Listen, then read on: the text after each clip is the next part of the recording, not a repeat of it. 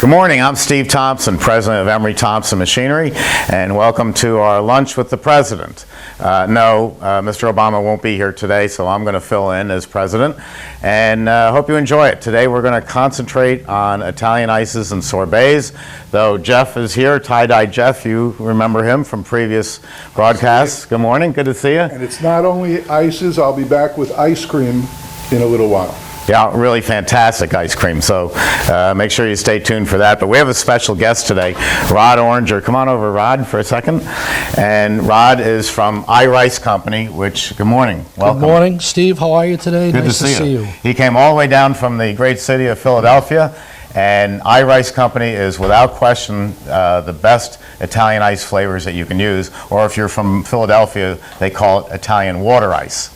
So we're going to do a lot of that today because there's been a lot of requests that we do a show like this, and although I'll be telling you about the machines and some other things, we're going to concentrate primarily on Italian ice. So Rod, I'll see you in a few minutes. I'll be over here, Steve. Okay, and I'm going to start with a blueberry wine sorbet. The only difference between Italian ice and sorbet is the price. It's still sugar, water, and flavor. Those are the three main ingredients. So our main ingredients today are going to be a pound of sugar, 24 ounces of water, the blueberry wine, and some fresh blueberries. Oh, before I do that, I wanted to give a shout out to a few people. Sampong over in Bangkok, welcome. I know it's in the early evening over there, getting into late evening, and I welcome you and thank you and all your customers for tuning in. Greg Briggs over in Australia, New Zealand, even later over there. And thanks for stopping by. And a special hello to Dawn Lewis. She's over in Altamont Springs. Dawn was in here about 4 months ago to a lunch with the president, and already she has a store that has just opened up in Altamont Springs. That's just outside of Orlando. And so if you're ever coming down to Disney, the store is called Dippity, and it's on North State Road in Altamont Springs. Really a destination, a place that you should stop to see.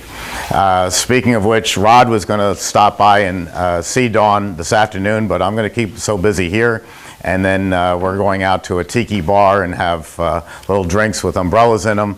So I'm afraid he won't get there, but we'll get him down for another trip. So we're going to get started. One ground rule: if you have a question, either in the audience or watching over the internet, just raise your hand and tell me, because the question is pertinent to what we're doing right now. You don't want to do it, raise your hand 20 minutes later on something that we moved on to. So please, just stop me. I'm like a used car salesman. I can talk forever. In fact, I can talk for 5 hours straight, which is what I'm going to do today. If you're in the internet audience, you can email in. Ken, how do they do that? Ken is our board operator today. They can send email to steve@emerythompson.com, and I'll be checking that today for questions. They can also use the chat feature on the Ustream page to ask me questions directly.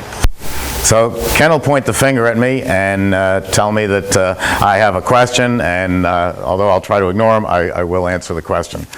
Let's see, a couple other things. Tie-Dye has a new book out of some of his fantastic recipes.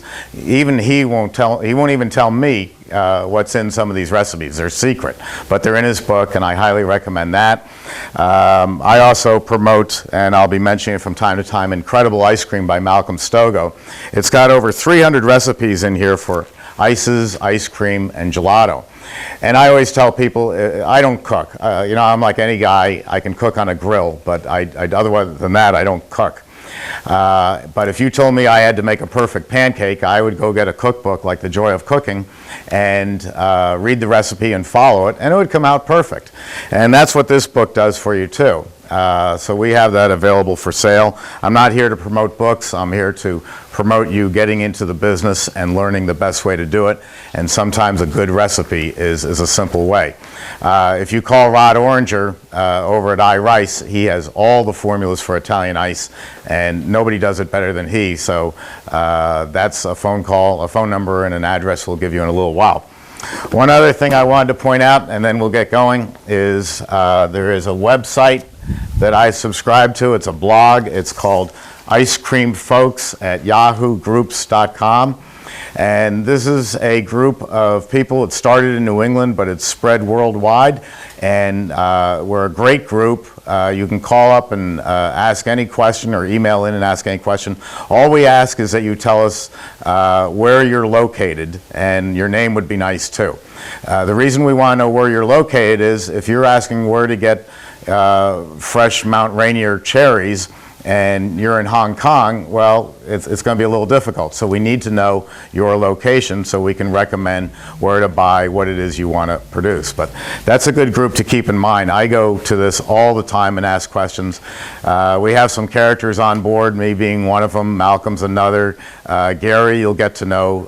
Gary knows absolutely everything, according to Gary. And unfortunately, I have to say, he usually is correct. Steve Rapucci runs it. And Steve is a genius in the ice cream business. He's a very calm, relaxed guy, unlike me, and he has all the answers. So we're going to get going. Rod Oringer offers insight into ice cream folks. Oh yes, Rod Oringer is there too, and Rod is another one of the characters. The great thing about Rod is anybody calls up and asks for any flavor or whatever, and Rod is the first to step up and say, "I'll send you a sample." You know, it's very hard to get these companies to send out samples nowadays, but Rod does it, you know, in a heartbeat. And that's great, because how can you know if you're going to like the product if you can't just try a little bit of it? So he's been extremely helpful on Ice Cream Folks with that, and with you, that if you need to try something. It doesn't mean he's going to send you a case of mango, but you'll get a taste of it so that you'll know that this is really a great product. And of course, we'll be doing that today. We're going to start with the CB350, which is our countertop machine. It's become our most popular. One reason being price. It's $9,650. And there's a lot of people out there, and it's something to be, I'm very proud of you all who have decided that, unfortunately, life circumstances and the Obama recession has caused you not to have a job, and you say, I'm going to keep working, I'm not going on welfare. And what I try to put you into is Italian ice, because the ingredients are basically sugar, water, and flavor. The food costs, which Rod will talk about, are incredibly low, which means if you get $1.50 for a 4-ounce portion of Italian ice, you're going to keep most of that money.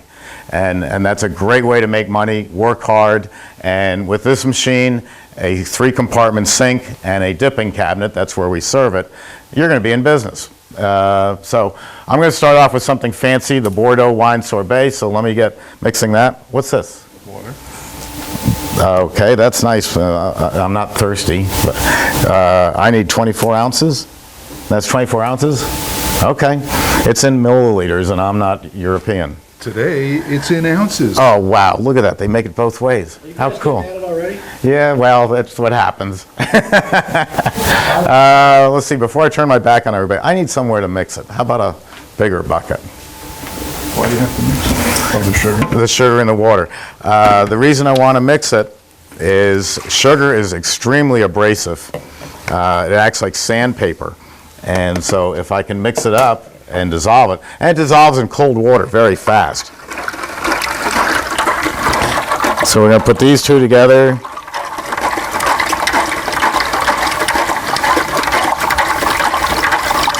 I already sanitized the machine. That means that we killed off any bacteria in it.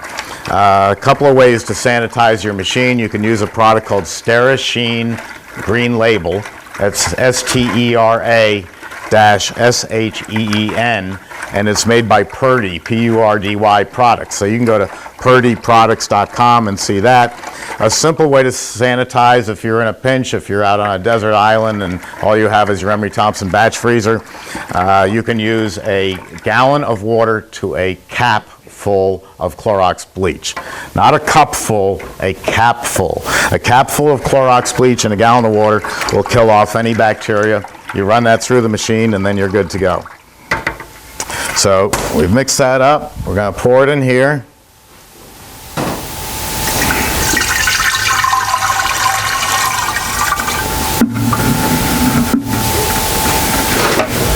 And add the wine. Glug, glug, glug, glug.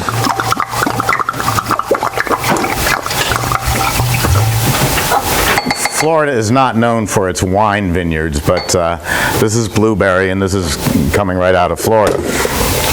So we're going to turn that on.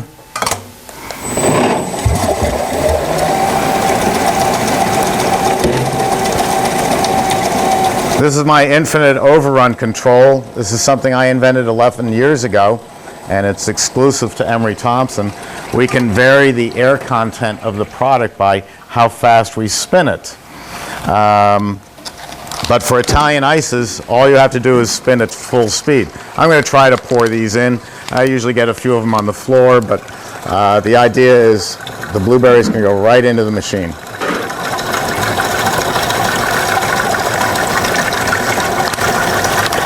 You can't do this with any other machine. Their dasher or beater is not strong enough, and the openings aren't wide enough. You'd have to puree. Oh, that's a good idea. That'll work. Jeff, I'm going to have you taste this before we freeze it. The nice thing about Italian ices is you can taste it before you freeze it and know exactly what you're going to get. With ice cream, the flavor blooms so that when we make the M&M ice cream today, it's going to be fantastic. But 24 hours later, it's going to be even better. Let me just shove those down in there. Because, Jeff, even though it's my recipe, I'm a little uncertain about the water content. So let me pull one of these, and I'll have you see if it's going to be okay. Yeah, well, that's why you're tasting it, not me. I'm going to lunch tomorrow, and I got to be there. Here, let me know how that is. Perfect. Oh. Did you hear that? He actually said one of my products was perfect. Can we? You got that on tape, Ken? I want to play that back in a continuous loop. He gave you the recipe. All right. Well, isn't that what a sommelier does, or whatever they call those guys? A little too fancy for me. All right, we turn on the refrigeration, and we set a timer. This isn't a full batch, so I'm going to set it for about 8 minutes, and we'll take a look at it. Now, you'll notice that I'm using just a cheap timer that I paid $6 for instead of putting a fancy one on this particular machine. The reason being is if I put it on the machine, it has to be NSF, which is National Sanitation Foundation. It has to be Underwriters Laboratories, UL. It has to have all those approvals. So this $6 timer ends up costing about $240. If it breaks, it takes down the whole machine.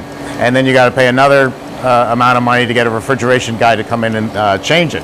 So I just don't put it on the machine. I don't put any gadgets on the machine that are likely to just cause trouble. I can also carry this with me. I'm breaking my own rule. When I make ice cream or ices, I stay with the machine. I don't talk on the phone. I don't go off and pay bills. I am here to make ice cream and ices.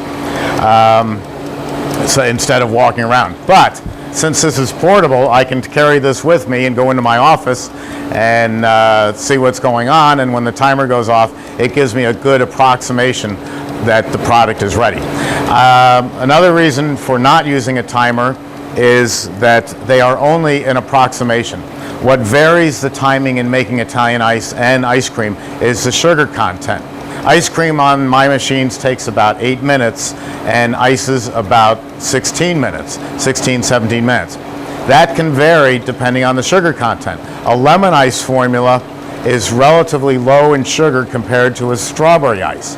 The reason is the strawberries are bringing natural strawberry sugar, fructose, to the formula. So the more sugar, the longer the freezing time. So if anyone ever tells you, oh, this machine makes ices in 17 minutes, period, that's not correct. In fact, I watch Paula bake, my wife, an office manager, and she sets a timer when she's baking, an apple, a cake for, say, about 23 minutes. When the bell goes off after 23 minutes, she doesn't pull the vanilla cake out and say, okay, it's done. She goes over and gets a fork and tests it to see if it's done. The 23 minutes is only an approximation. So we're approximating how long it's going to take. The CB350. Matters. which batch you're running that day. The first batch will take longer, and subsequent batches take less. Right. If you didn't hear that clearly or understand Jeff, because he speaks in hippie, the first batch will take a little bit longer than the next batch. So a first batch of ice cream might take 9 minutes. The second batch will take 8 minutes. The 15th batch will still take 8 minutes. It doesn't get continually faster. If I rinse out the machine, then we're back to the 9 minutes. I want to show you how Emery Thompson began. We're 108 years old, not me, but the company is 108 years old, and we began with this. My grandfather was working in a department store down on 14th Street in New York City. Back in 1903, they didn't have ice cream parlors. You went to either a pharmacy or to a department store to get your ice cream. And so he was using the old hand crank salt and ice machine where you turn the crank, and the bucket was surrounded by rock salt and ice. And that was your source of cold. And then your flavors went into the center cylinder, and that's what you turn the crank and the blades spun around, and after about 45 minutes they made a couple of quarts of ice cream. Well, he took this principle and patented the world's first batch freezer. About 17 years before the Italians ever made a machine, they tried to claim they invented the batch freezer. They didn't. It was a guy from New Rochelle, New York, who then opened up a factory in the Bronx. So we can take great pride in the fact that Americans invented the modern day ice cream machine. A batch freezer doesn't have a brain, so it doesn't know if you're making with this machine or this machine maple walnut ice cream or tiramisu gelato or cherry Italian ice. It's just like your oven. It's just, an oven is a big source of heat. This is just a big source of cold. So whatever we put in here, it's going to freeze and it's going to make it.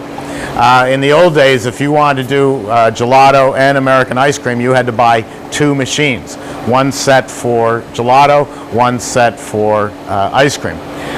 Since I invented the infinite overrun control, we can slow this down to a speed where it's going to put less air in the product, and that is going to make a gelato, or a little higher would be a Haagen-Dazs, or we can go all the way up to the sorbets and run it at full speed. Sorbet and Italian ice. It sounds pretty simple. You say, well, gee, what's the big deal? You put a rheostat on the machine. In your dining room at home, you have a rheostat. You dim the lights to from 100 watts down to, say, a romantic 20 watts. Well, you're literally taking the power away from the light bulbs as you dim it down. So if we put a rheostat on a batch freezer, we're dimming down the power of the drive motor. We're taking it from a 3 horsepower motor down to a 1/4 horse. Well, at a 1/4 horse, it doesn't have enough torque or pulling power to pull through all that sugar water or all that ice cream. With the infinite overrun control, no matter what speed I set this at, it's still running at full power, full pulling power, full torque. That's what's so unique about it, and that's what nobody else has figured out how to run. And pray tell, why did your grandfather go from a vertical batch freezer to a horizontal one? All right, Jeff said, why did we go from vertical to horizontal? The original machines, yes, they were vertical, and there's still companies out there today that are selling vertical batch freezers. In 1919, he decided that was primitive for a very simple reason. It's called Newton's law of gravity. Whatever goes up must come down. So in a vertical batch freezer, if you put Oreo cookies and M&Ms in at the top, they're going to sink to the bottom. No matter what anybody says, no matter what you do, gravity's going to pull them down, so that you'll have more M&Ms down here than you have up here. You have an uneven ice cream. By turning the cylinder sideways, which we did in 1919, now everything blends and mixes perfectly. So you get a better blended ice cream by using a horizontal batch freezer. It's also, as you'll see, easier to discharge the product when it's ready. So I'm just taking a look at this. So let's see how we're doing. That's almost ready. It's a little bit on the soft side, but it's getting very close. And so we're just going to let it go a little bit longer, and then we'll have our product. Now see, that was an approximation, and I kind of knew that's how much time had gone by. We'll just get a little bit longer to freeze it a little bit stiffer, and then this will be ready to go. It's going to push out all the product out of the machine, and if I was going to continue with this machine, if I have just made blueberry sorbet, I might go to then blackberry sorbet, something darker. Or another way of looking at starting with lemon ice, then orange ice, because lemon and orange are in the same family. The orange is a little darker than the lemon. And then I might go to a cherry ice, which will cover over the orange. And then I would go to a grape ice, which is going to cover over that one. So I'm not continually rinsing out the machine. I'm planning my production so that I don't have to do extra steps. If you plan your production that you're going to go from a chocolate ice to a lemon ice, yeah, you're going to have to clean the machine out. So you want to avoid that. Let me take another look. Yeah, that looks good. It's getting a drier look to it up top here. It has a nice dry effect to it. And if you'll just pour this out for me, and then because I don't want to mix in the liquid, and then I'm going to take it all out of the machine. That's good, thanks. Does anybody notice that Jeff wears the same shirt over and over again? You know, back in his era, we didn't bother washing. But we can't afford these fancy shirts. Yeah, that's right. That's right. Tip number 1 today, ice cream on the sheet here. All these machines have this shelf here. If you get a piece of that rubber draw shelf liner stuff, and just cut a piece, nothing will slip off and fall on your ice cream. And that saves a lot of spilled product. It also works well in your car. If you drive like I do, your cell phone is always flying around the car, but by taking Jeff's tip, which I did, I put some rubber on the dashboard, and now my phone stays put. This is ready to go. Let's take a look at this and see how that comes out.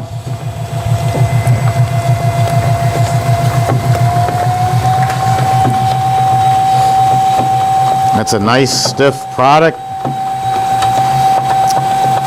And we could take that right to the table and serve it, or we could have pulled it out a little softer. Whoop, missed. I mess up a lot of stuff. Like I said, I didn't make a full batch here today because I just wanted to show you this. This will be very popular in the office, the wine sorbet. And so we'll shut that down, and that's what it looks like. Now, if I'd made a full batch, I would have filled this up, and then there'd be some extra. So there's what it looks like. Let me point that out to the camera. That's a beautiful product ready to go. And Looks like too. yeah, thank you, Jeff. So, you want to come up and try this? Let me get you, instead of the squeeze cups, I'll get you some bowls, Jeff. Because Rod's going to show them the squeeze cups. Do you put ice in squeeze cups? I don't, but I know people that do. Okay. Come on, Greg. Come on up and have that. I'm sorry, you two guys can't have it. They're under 21, just barely. They're around 19 or so.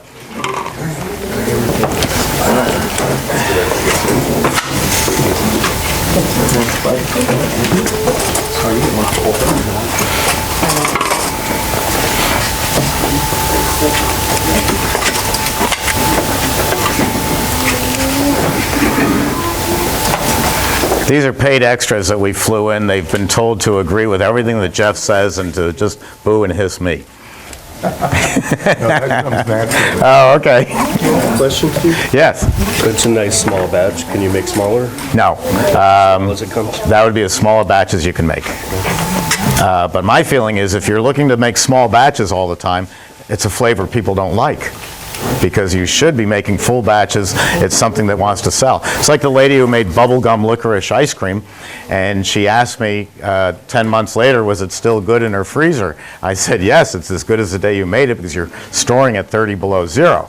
But if you're making bubblegum licorice ice cream, it's a flavor nobody likes. This actually is the wine that does have alcohol in it? Yes. Does that take longer to freeze because it has alcohol in it? Any other machine on the market, you can't put wine into the machine. They're not strong enough to handle it because the alcohol never freezes. It only stays in suspension. So you have to have a strong enough refrigeration system that it will freeze it down in suspension, which you can see this did very nicely. So, I mean, this actually would be illegal to serve. This would be legal because of the alcohol content is fairly low. I'm taking wine and diluting it down because it's wine. We've made some with Kentucky bourbon. I got to move you to the side, you're right in front of the camera. We've made ice cream with Kentucky bourbon, and it's about as illegal as you can get. My Uncle June, Emery Thompson Jr., they always called him June for Junior. Nobody ever made fun of his name. He was a big guy, and he used to make rum raisin ice cream. He would take golden raisins and put them in a bowl and pour Crucian rum over it and let it sit for 5 days in the refrigerator. You know, and then he'd go by every day and sample it and make sure it was right. And then he would pour the whole batch into the batch freezer, and it made a fantastic rum raisin ice cream for holidays like Christmas. You bite into a raisin and you get a little squish of real rum. That's not something you can sell in your store, but it's nice to do for private parties. So we're going to ask, yes, Jeff? What? You were going to say something? Oh, I saw it. Oh, okay. So let's move this back, and we'll bring out the next size, which is a 12 quart. All my machines are by finished capacity. By that I mean, if you look at some of the other machines like Cappigiani, what they do is they take the cylinder and they fill it with water, and they say, okay, that holds 20 quarts of water, therefore it's a 20-quart machine. Well, that's not fair. That's not what it produces. That's what it holds. If this is a 12-quart machine, it produces up to 12 quarts or 3 gallons of ice cream or ices in its allotted amount of time. If I was to take the cylinder and fill it with water, it would actually be a 17-quart machine. But that's dishonest. So we rate them by finished capacity. The 12 and the 24. The 12 is going to make, let me just show it to you this way. The 12 is going to make 1 3-gallon tub of product. The 24 is going to make 2 tubs. They're the same machine as far as dimensions. It's just that the barrel is longer. The 24 costs $2,000 more because of the bigger barrel. So it pays to buy a 24 if you're in that business. Step forward. Okay. And hands behind my back, or so Rod, you're up. Come on over, and we're going to have you make what's first on your list.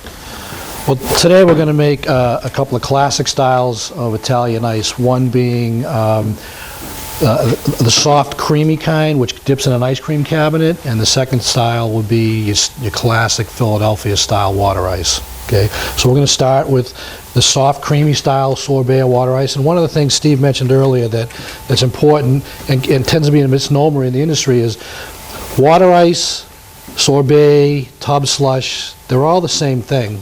They're all non-dairy frozen desserts. Sorbet tends to be recognized as a higher-end type product, and it can be sold at a higher price than an Italian ice. And oftentimes we want to make sure that we put fruit juice or fruits in the sorbets, but a lot of Italian ices out there today have the same type of fruit juice and things like that in there. In fact, I know you like that fruit to just about every Italian ice you make if it's a fruit-flavored product. I like to see some pieces in Right. there. It gives some appeal to it. I used to have a customer who, if he could use artificial water, he would. He used corn sugar instead of cane sugar because it was cheaper. He used the cheapest flavor he could possibly get, and then he took about 4 lemons and cut them up and threw them into the machine. So when you got a cup of his lemon ice, there's this piece of inedible lemon in it, and your reaction is, oh man, look at that, it's a real fresh ice. Well, the only thing natural in that whole batch was his piece of lemon. You know, it was just And the all... water. And the water. well, yeah, the water, if he could buy sewer water because it was cheaper, he would. Yuck. Nice. So we'll make, first we'll make a mango ice, okay? I need 1 gallon and 1 quart of water, Okay, and then we can just, coming right up.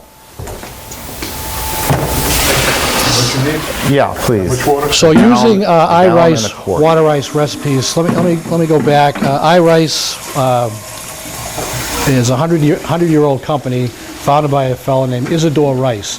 The company is now owned by Steve Kuehl and is run on a day-to-day basis by Steve's son-in-law, Joe DiMidio, who's the COO of the company. I.Rice has long been recognized for the leader in Italian ice, in the flavor systems, as well as the stabilization systems. And really, this whole ice trend is founded on I.Rice. There are other flavor companies out there, of course, that are riding the coattails of this, and that's the way it always is in any industry. But Rice is really the leader in this industry. We make different styles of flavor systems. The primary source of flavor system and the higher end product is our water ice bases. The mango that we'll be making today is unmatched in the industry. The flavor profile it's magnificent. And I can tell you that as a competitor to I.Rice for 30-something years, the one thing I could never do was match this mango flavor, and believe me, we tried. I decided after 30 years, since I couldn't beat them, I might as well join them, and I've been with I.Rice for 22 years. So saying that, I'll digress for a minute. I've been in the industry for over 30 years. My family's business was Oringer Company, and we were leaders in the ice cream ingredient side of things. So I went to work in my family's business 30-something years ago, took the company to a national level, working for another company, but left there 22 months ago and joined I.Rice.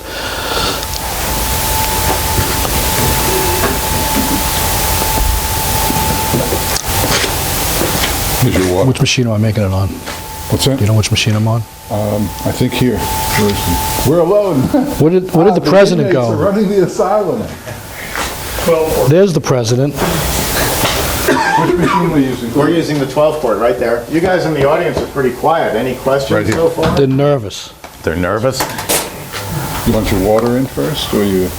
Yeah, let's put that in.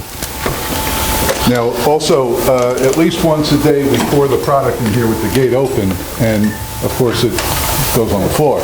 So if you see me start to do that, and you're sadistic in any way, you won't say anything. If you're writing this recipe down, it's 5 quarts, right? 5 quarts of water, 64 fluid ounces of I.Rice sorbet base, 64 fluid ounces of mango water ice base. Now, this is half batch, or half of what the 24-quart is. Correct. So you just put one of those in. I'm just going to eyeball this, but we're shooting for 64 ounces. Okay. You can measure if you want. No, that's no fun. That's no fun. Okay, you can take If I can't do 64 ounces after 30 years, 30, 64, okay, 94 ounces. nope. Now, Steve, we have some fruit to put in this, yes? Yes, good idea. We'll add that as we start. Okay. That looks well right. I think this adds a nice touch to it, is to add some pieces of fruit. An easy way to do that is to buy frozen fruit at the supermarket.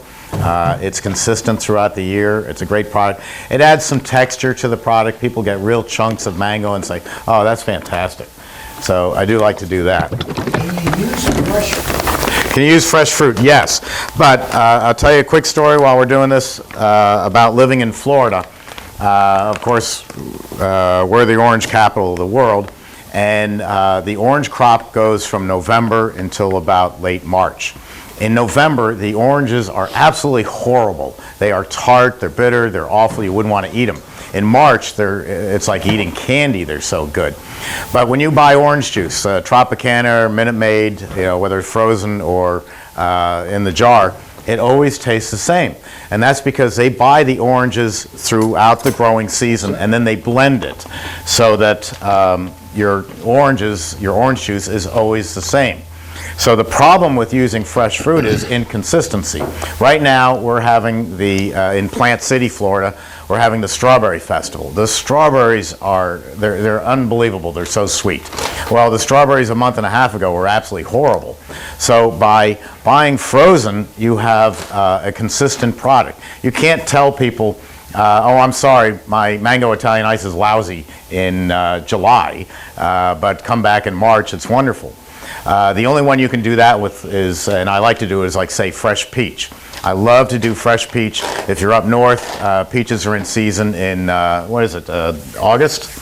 I think is the growing season. And there's nothing better than having a peach Italian ice in August, and then when peaches are off the market, take it off the market. People will be so angry. They'll say, where's the peach Italian ice? Well, sorry, peaches are out of season. Come back next year. You'll have them lined up next year. This works for ice cream and ices. You're all set to go? We're ready to go. Okay, so we're going to turn on the beater. About 10 minutes, I think. Okay, and this is set for full speed. We're going to turn on the refrigeration. And that's running, and now we're going to pour in some mango chunks. Sound good? You want to wait a little bit? I usually wait to add fruit until you're about halfway through the run. Okay. That's just who I am. We have a timer? Yeah, if you can just grab that timer behind So you. we've set this for about 10 minutes. I don't usually go by time. I'm looking for consistency of product, and basically, if the product looks like the consistency of soft mashed potatoes, it's ready to pull. Yeah, but it also gets lost. So what we've added here, the sorbet base, is the stabilization system. This will give you that soft, creamy texture that you're looking for in an ice cream cabinet. This will stand up for 4 or 5 days in a cabinet without bleeding out. The mango base, we didn't add any sugar to this product. Okay, most recipes do require sugar. We've added the sugar here and here. So this is the simplest process you can use for making a sorbet or a water ice base. 1 part sorbet base, 1 part water ice base, 2.5 gallons of water. Do you have any citric acid? We didn't use citric acid. Do you have any? No. Okay. So I normally would add citric acid to any fruit, not only in ice bases, but in ice cream. Okay. When you process fruits, when we as manufacturers process fruits, we're driving out that natural acidity. You have to add that back somehow. Okay, so anytime you're making ices or ice cream, you should add back citric acid. And of course, the level of citric acid goes with the tartness of the fruit. So with the lemon or an orange, which are very tart fruits, you may want to add up to 2 ounces of citric acid to a 2.5 gallon batch. In ices, you're adding up to 6 ounces to the lemon and orange. For mango, in this product, I would normally add about 2 ounces of citric acid. You want to be careful with the citric acid because if you overdo it, it makes you feel like your throat is closing up. It's got that effect. So you don't want to overdo it, but these small amounts that Rod's talking about are perfect. I hope you caught what Rod said at the very beginning of this. It's going to be for this batch approximately 10 minutes, but that he doesn't go by time, he goes by eyeballing it. Again, it's not rocket science. If it was, we wouldn't be up here, or if it was, we'd be dressed like the Italians with the hat and the fancy outfit and the spectrograph measuring the sugar, none of which we care about. We care about how it looks and how it tastes.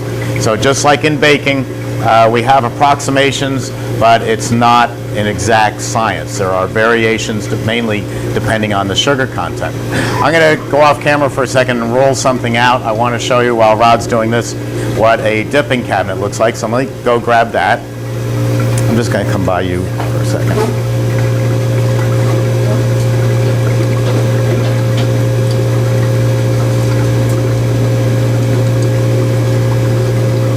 This is what we use for Italian ices for a dipping cabinet.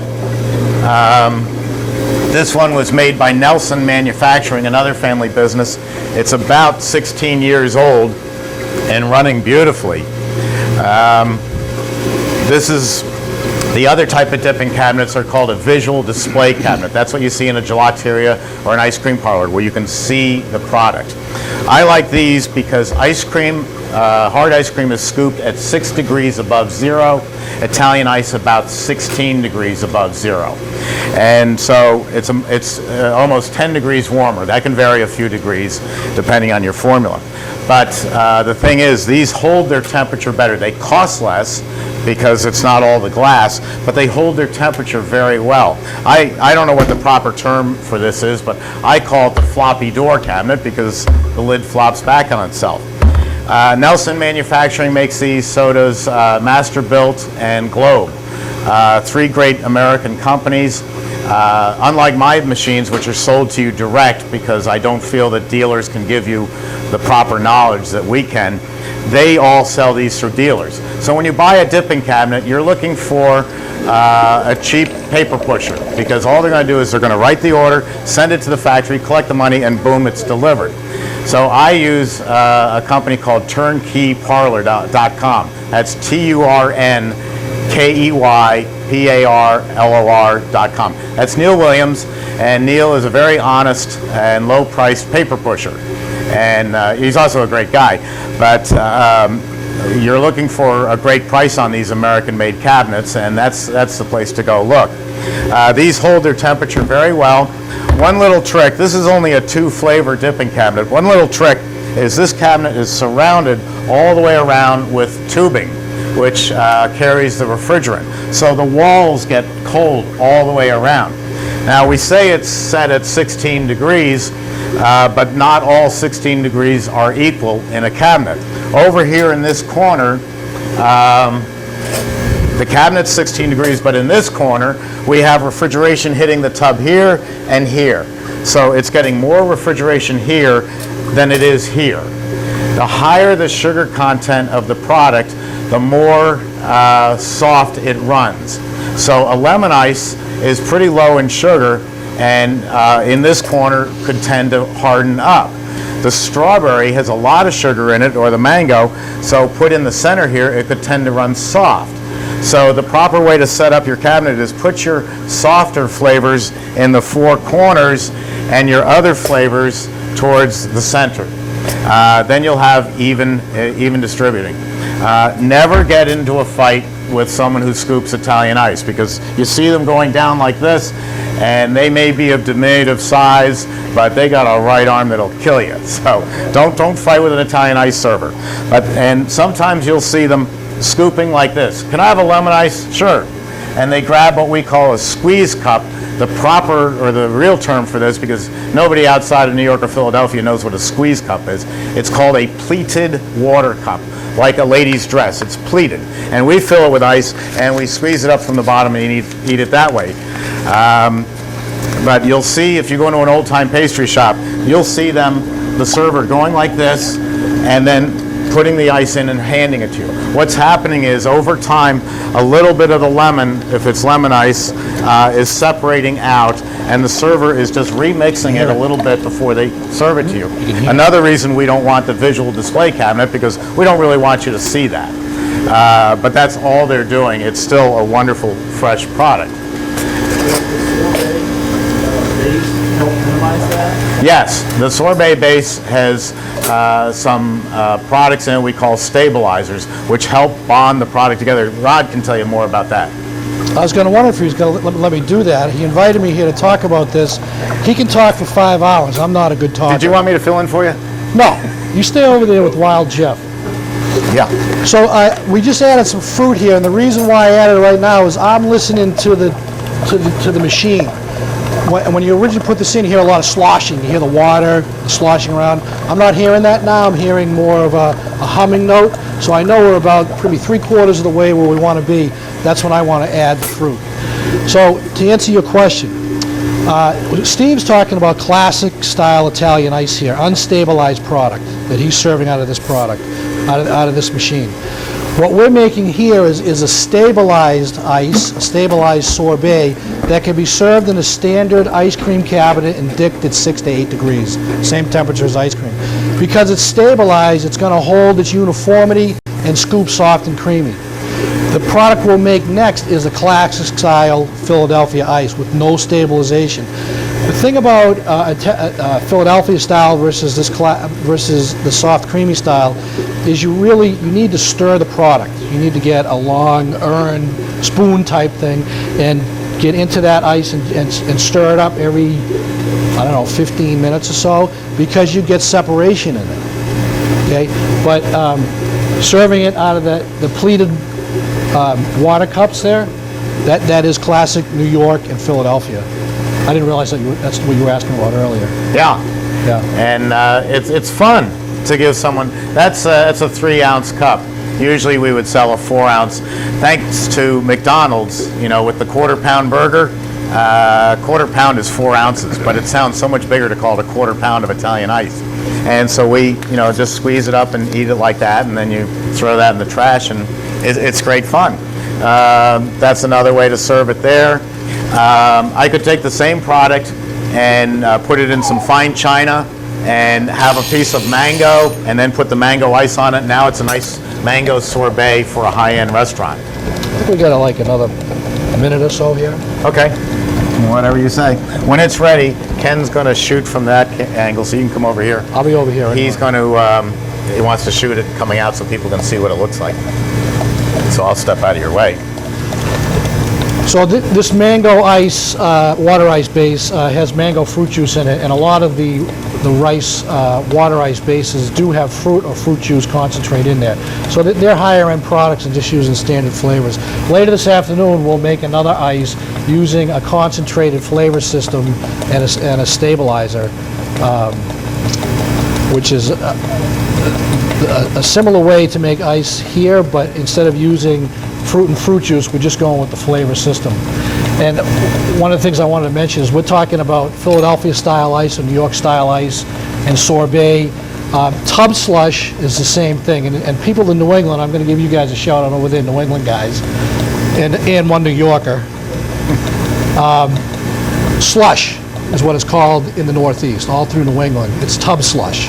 There's a fellow up there, Richie Cardulo, who's the leader in tub slush up there, but it's the same. It's Italian ice. It's non-dairy frozen dessert. We also, at my end of the industry, we call it Rhode Island ice because that's pretty much where it got its start. And frozen lemonade is the same product. Down here at the amusement parks, Universal, Disney, SeaWorld, we all sell frozen lemonade. In fact, Universal Studios has had 4 of my biggest machines since 1991, running 24 hours a day, 7 days a week. The machines don't break down. That's the way we build them. The average life of my machine is 45 years. In fact, they just ordered another one because the volume You're not even is that so old, high. are you, Steve? Not quite. Yes, question. How does Universal serve their product? Universal Studios serves their product. It's very interesting. They take it out of the machine. Let me grab a tub. In fact, we'll use this to show everybody. Take a look at it. They take a tub and they line it with a plastic bag. They pull it out of the machine, twist tie the bag, and then put it into the freezer. And then as they need it, they're then remixing it a little bit, like Rod was saying, and then sending it out into the park. They called me back down. They said, we're losing 32% of our ice delivering around the park at 107 degrees. And they thought I was going to come down. I said, I'll solve your problem. Don't worry about it. They thought I was going to come down and recommend golf carts that were outfitted with refrigeration and stuff like that. I walked in with one of those round igloo coolers like you see at a job construction site for the employees with the to hold the cold water. We're not using the spigot. We're just taking that tub and lining it with the plastic bag, dumping it right in here and putting the lid on it. And it'll keep for hours, and that's how they transport it around. I've got another product over here I'll show you. And then I'll get out of the way here. This is something pretty neat that I found. This is made by Carlisle. Carlisle. And this is like a blue ice that you put into a child's lunchbox. It's got a gel in here that you take this and you freeze it down in your freezer overnight, and then you can put your tub of ice in it. We did it here. It lasted for 6.5 hours of scoopable product. Now, I'm not talking about melting away, just scoopable. These are about $70 from Carlisle, and so if you had a push cart it solves a lot of problems. You can just put it, right into here. Carlisle has this funny spelling. It's Carlisle. I guess if you live in Pennsylvania, that's not a funny spelling, but that's all it is. We're at about Yes. 15 minutes, right? You can use this with ices and ice cream. It gets nice and cold and stays Wine- cold. It's a wonderful wine you made first, I think delivery pineapple. system. About 13, 15.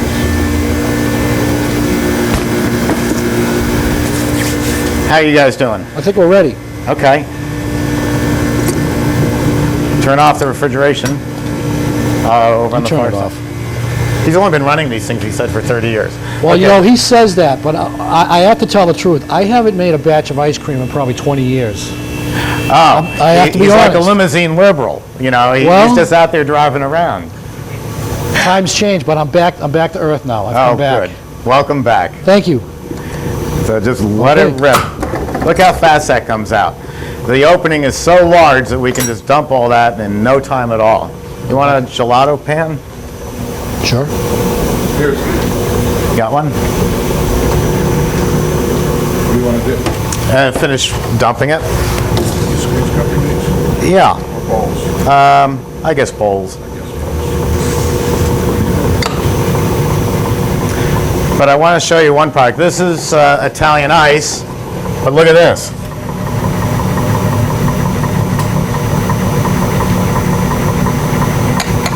Through the magic of television, now we have a fresh fruit mango sorbet that we can get about $6 for in a restaurant. It's the same product. The only difference is we're putting it in a nicer container. Instead of the bowl or the squeeze cup, this is going to get $1.50. This is going to get $6. So all of you going into the Italian ice business, don't limit yourself just to selling Italian ice. Remember that you're also making fresh fruit sorbets. And this is getting melted, so Come on up and try it.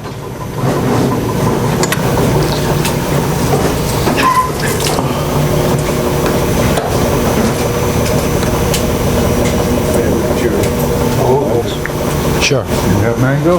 Yes, he can. I'm going to try this. I got Shut freaked that off, out. Steve. Yeah, please. Am I just The going? red button. This Oh, that is so synonymous with the good. Previous batch where you did the water. That is fantastic. Excuse me? This is synonymous with the previous batch where you did the water and the sugar and so on. The same, sort of same function. No, this is the stabilization system. So in the first batch, they didn't use any I stabilizer. understand It was that. This just- is this plus stabilizers. Correct. So, But it serves the same. I don't think there's any better way to make mango ice than keeps this. it I from mean, melting this I.Rice has just got faster. mango Is it not stable? perfect. provides It's just texture to the product. Texture. product. So Now, it's if you notice, actually when you, What are we making next? Cherry, I think. Cherry? Creamy. Less ice. Okay. as soon as you put it into the cabinet, it'll firm up more. Into a different. All right, Rod, guess what? You're up next. Up next, You're up next. Do you want me to rinse the machine, or are you just going to, what are we making next? we're Cherry? making cherry. So we can cover over the mango, or do you want a quick rinse? Let's do a quick. All right. We'll throw in a little No, you know water. what, we don't need to. No. Yeah, I think we should. There's a basis, Should we? Jeff says we should. All right, there's a debate going on whether or not we should rinse, and Jeff always wins out, so. you said it's scoopable at 6 degrees. If we were to use the same base, would the consistencies change if you were at a higher temperature at 60 Okay. degrees? It would be softer. It would be soft. It would be softer. Right. Yes. What do you want to put that in, to put it in the freezer? I'm not going to keep it. So I'm going to throw out a money-making opportunity here. I don't have enough tubs to keep it. Using sorbet. Yeah, I knew. It's I knew you would. One of the big trends out there today, of course, is drinks. Different styles of drinks. If you take a sorbet base, put it in a 16-ounce cup with about 10 ounces of sorbet base, about 10 ounces of Sprite or Mountain Dew or some clear soda, put it on a blender for a few seconds, you get a frozen drink that's just perfect for the kids. A good friend of mine gave me that recipe, and I'm going to give a shout out to Tom and Lori Zach, who make this product in their ice cream shop on a regular basis. They make sorbet, and then they make these brain freezes, and the kids love them. You're talking about 2 or 3 cents an ounce cost, and you're selling these drinks for $2.75, $3.75, so they're huge money makers. So it can be any sorbet base, any clear soda, 16-ounce drink, 10 ounces of sorbet, 6 ounces of soda. On the spindle for a few seconds. There you go, kids. Have a great time. A great thing about Italian ice is it's so refreshing. On a hot day, to have sugar, water, and flavor just cools you right off. SeaWorld was probably the first people to do this in an amusement park. You know, they're getting about $50 or $60 a ticket for the day. And so I know from past experience, you take 4 kids to SeaWorld and you're dropping a lot of money, and by 2 in the afternoon they're hot, they're tired, they're cranky, so am I, and you need a break. Well, you go buy them a frozen lemonade and a tall cup of it. You know, they sell it like this, as frozen lemonade. And you give a child a nice big tall cup of that and say, here, you go sit under that palm tree and eat that. It's going to cool them off, it's going to refresh them, and so the day isn't lost. They can continue throughout the amusement park. So they like the profit motive of it, but they also like that it keeps people in the park. One interesting thing that happened to me when we moved down to Florida 8 years ago. We had in New York, based on ice cream, we had what I called the fat wars. If you're selling 14% fat, which is a very high ice cream, I'm going to sell 16, just so I can say I'm the richest ice cream in New York. Like Haagen-Dazs, who we put into business, and Ben & Jerry, who we put into business, 16% is what they're running up north. You take a 16% ice cream and sell it down here in Florida in this 107-degree heat with 100% humidity, and you're going to have customers dropping dead in front of your store, which doesn't look good unless you're interested in selling EMS more ice cream. So we don't want that happening. It's bad for business. So I found out that the ice cream parlors down here run a lower fat, somewhere around a 10 or a 12%, so that the product is more refreshing. Well, even more refreshing than that is Italian ice. And the food cost on this is about, what would you say, Rod, about 2.5, 3 cents an ounce? Yes, it is. About 2.5, Yeah. 3 cents an ounce. So Exactly. if it was 3 cents, 4 ounces, that's 12 cents. You're selling it for a minimum of $1.50. That's a lot of profit. And it's very refreshing. So it's a perfect summertime product. You pretty much can't give it away in January in Minnesota. They're just not going to buy it.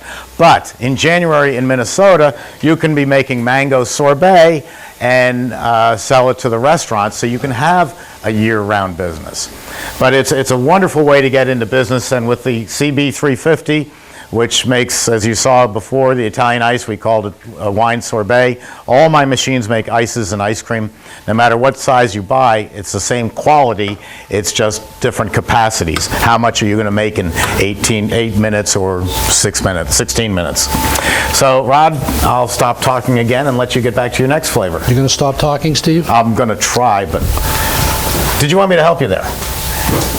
You keep talking. That's all right. I'll let you go. I'm making. I'll let you go. You know, I can see Ken over there is getting ready to pot down my microphone.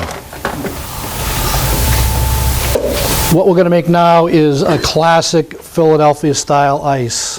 This is just water, sugar, and water ice base. So this recipe here is 1.5 gallons of water, 1.5 pounds of sugar, and 1 quart of water ice base.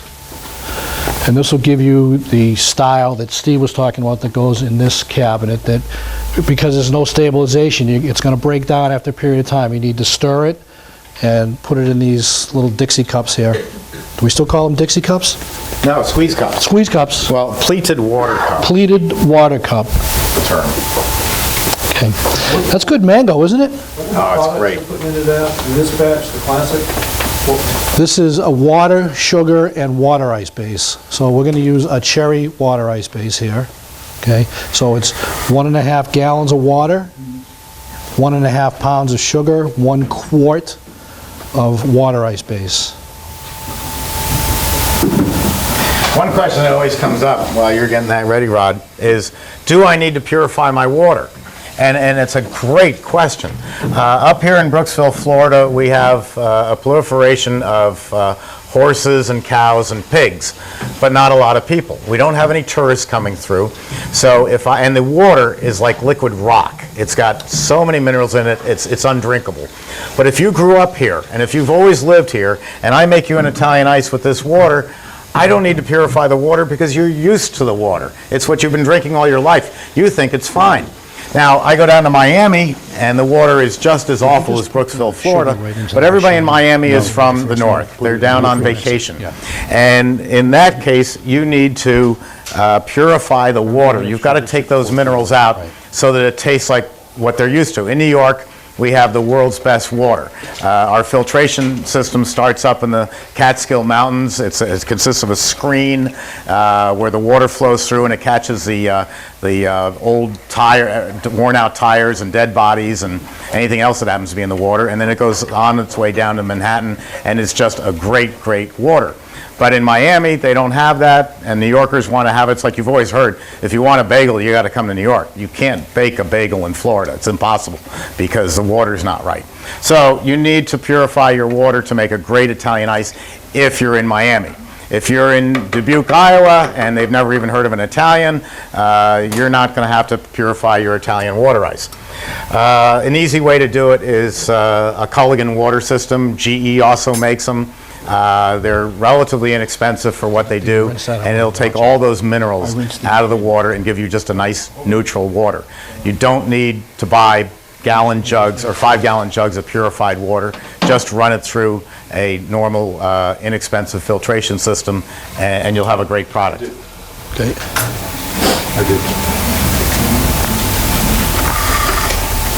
So here comes the water. Hopefully I don't miss. We're making it, well, that's okay. Should have left the date open. I looked. It may be 20 years, but I didn't forget that part. Now, see what Rod's doing. If you look closely, he's not resting the container on the lip because that tends to make water fly out in all directions.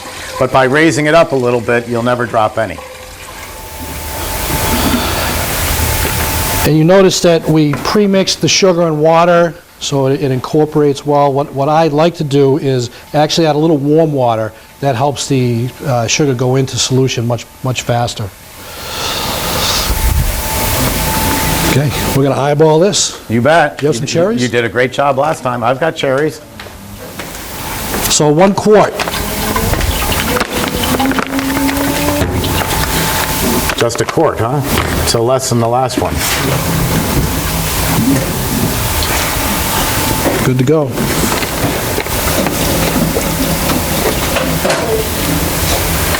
So you hit the green button.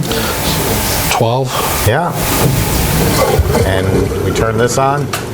Now we're freezing. We're off to the races. Any questions so far? Ken, you got any questions out in the audience? Okay. It is quiet today.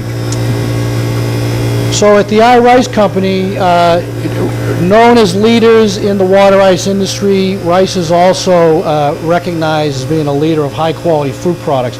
Another segment of their business is bakery fillings, and a producer of high-end bakery fillings. So that translates into high-end fruit products in the ice cream side. So Rice makes a whole line of fruit toppings that are just packed with fruits, and you know, I love the purists like Steve and Jeff here and Malcolm who say, let's, you know, use frozen strawberries, use fresh pineapple, and you should do that whenever you can. But there are times when you may not be going through enough product where you have to use a product that's pasteurized to some degree. And Rice would be someone you want to look at, especially on the fruit side. That being said, since I've joined the company, we're trying to remarket the company and have people recognize Rice as a leader in the flavor industry. So we're starting to develop lines of flavorings for ice cream. You know, I was 30 years with another company called Oringer. I helped to take that company nationally. My family wrote a number of recipes in the ice cream industry. So what I'm doing is taking the old style recipe, and what I found is a lot of the manufacturers out there today are not making the quality of ingredients that they used to. So what I've tried to do at Rice is incorporate old style ingredients. So we're making a black raspberry puree and a red raspberry puree that has a really high fruit content, high level of a quality natural flavor. We're making a strawberry puree the way people used to make it, with about 65% fruit. It's just shredded fruit, natural flavor, and sugar. We're making stabilized strawberries now that is second to none in the industry. And let me digress for a second to strawberries. Some people like to use frozen fruit in ice cream or fresh fruit. I myself am against that. The reason is when you use fresh or frozen fruit, you get a crystallization. You get natural water in the fruit, so you're going to get a crystallization in the ice cream. Manufacturers like us, and we're not the only ones, who make a stabilized processed fruit, where when we cook the product, we're driving out the moisture and infusing the product with sugar. So when you put a pasteurized fruit in the ice cream, you're getting a soft bite and no crystallization around the ice cream. So you get a much higher quality product in the end. So my recommendation is, if you can get a pasteurized fruit, peaches, strawberries, that's the way I would go. Again, many people want to use the fresh fruit of the season, and that's okay. That works. Some of the other items that we're producing at Rice today are some variegates, a chocolate variegates, with Jeff and Steve will be showing you how to variegate tub ice cream. We're making a variety of other extracts, but my concept is just to bring back the way products used to be made. Right now we're at about 12 to 15 ingredients and producing more. If any of you have any ideas on flavors that you'd like to see in the industry, let me know, because that's how we build our library. Oh, I can already hear it, Steve. Okay, so you're getting ready for the fruit? You're gonna need a knife? Yeah. You have one? Every man carries a knife. Of course we do.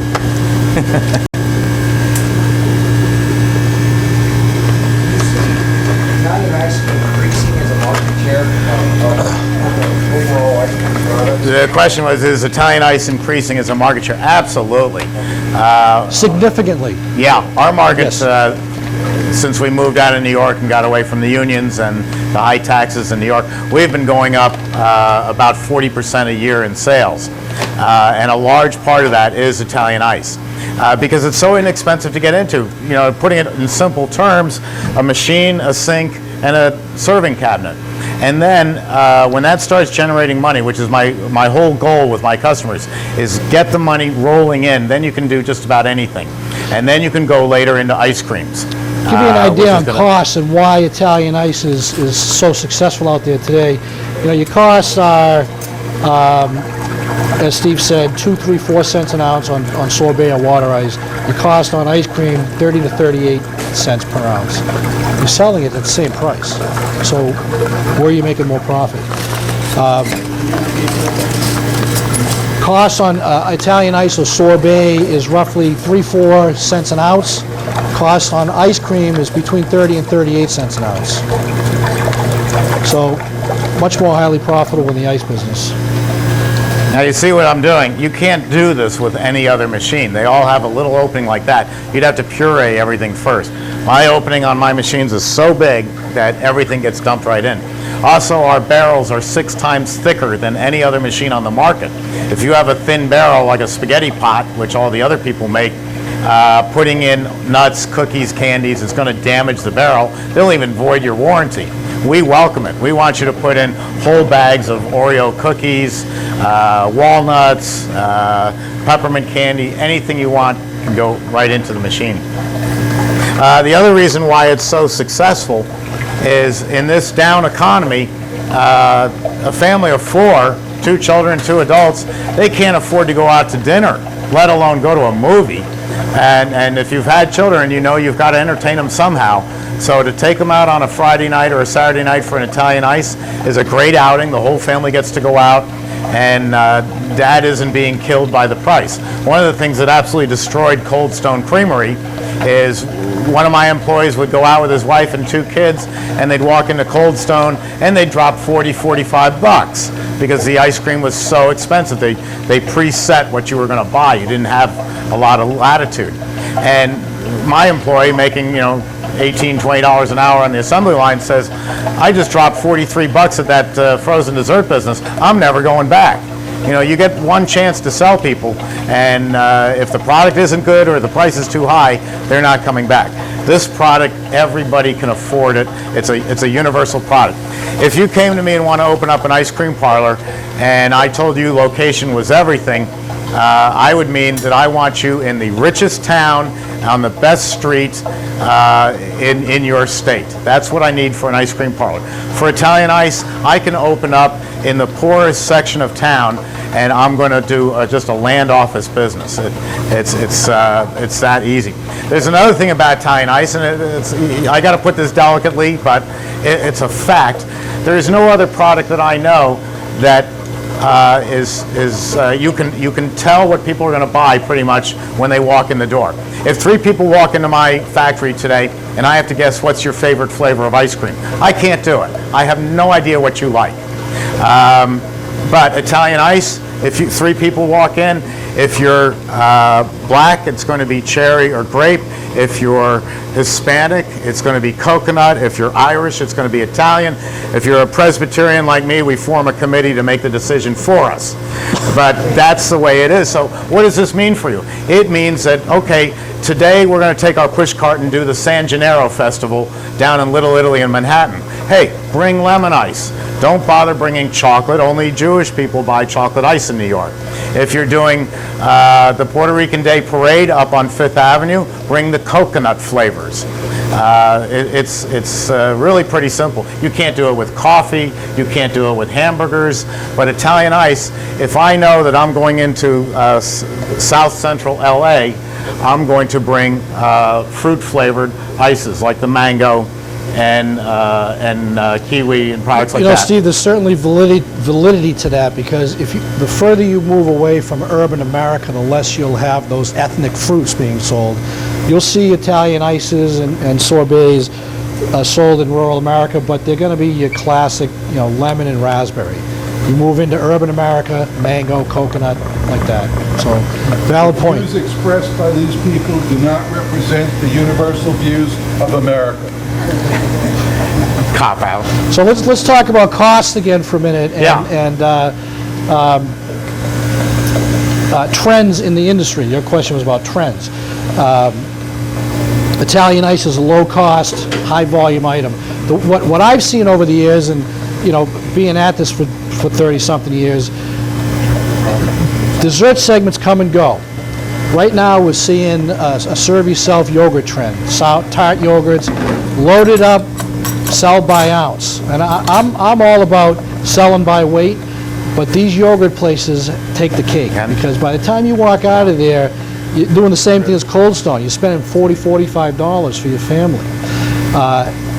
15 years ago, 12 years ago, when was the last yogurt trend? TCBY, Late Freshens, 1970s. Okay, they came out the same way the yogurt trends are coming out now. There were probably 15 chains going within a matter of a couple years. They're all gone. They were gone in 3 years. The only one that lasted was TCBY, and they've totally changed their format. They've gone to sell by weight. My point to this is Italian Ice has had a continued growth in the marketplace,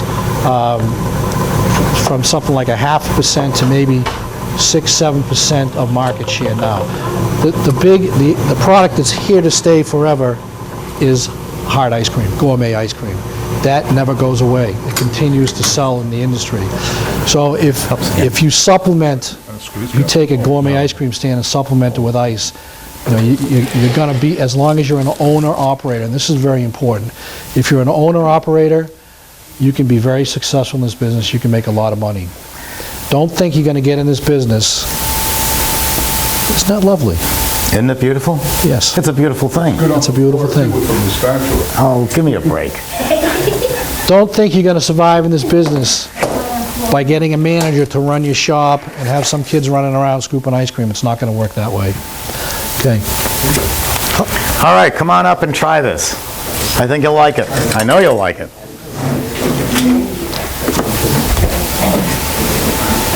What's wrong with that one? Yeah. Name's Jeff? Rod. Rod, I'm sorry. So And after this, we're going to take a 10-minute Starbucks break while we all get some coffee, they're like right and then we'll regroup and turn it over to Tie-Dye Jeff, who's going to make M&M ice cream with a bit of a twist to it. He won't tell me what that is. So Ken, if you want to pot down our microphones, we'll be back in 10 minutes. You want ice cream, right? Had enough of that water product, right? That chemical water product? No offense. I don't have any of this in my store. I don't have one shelf with one jar of one chemical in my store. And there's lines every night. And of course, I do have a book, shameless plug time, of my top 20 recipes, and you can get it either by paying cash here, which is $48, you save $5.50 in shipping, or you can PayPal me. But I will give you a tip. You all have business cards, don't you? I have a better one. My business card is a business card, but on the back, what does that say? Read it so they can hear it. This card good for one free small cup. One free ice cream, every business card I give out. And of course, they come to the store. So I think you ought to do that tomorrow. Oh, And if you think you'll lose money on it, I don't think so.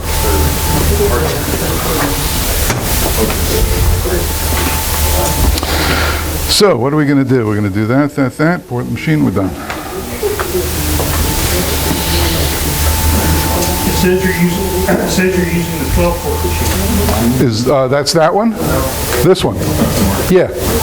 Well, I've got, I mean, I can use any one, it doesn't matter. That'll be all right. We'll put in 5 quarts of product plus my M&Ms and stuff. We'll be all right.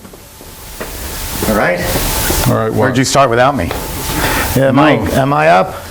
Okay, I'm just going to take a quick second to show you my new baby. The CB350 came out 4 years ago, and it's been our biggest seller. I brought the CB350 out, as I may have mentioned, to sell to high-end restaurants because they wanted something smaller than this. The Obama depression came along, and all of a sudden, it's unbelievable. you can tell by the shirt he's a liberal. Enough politics.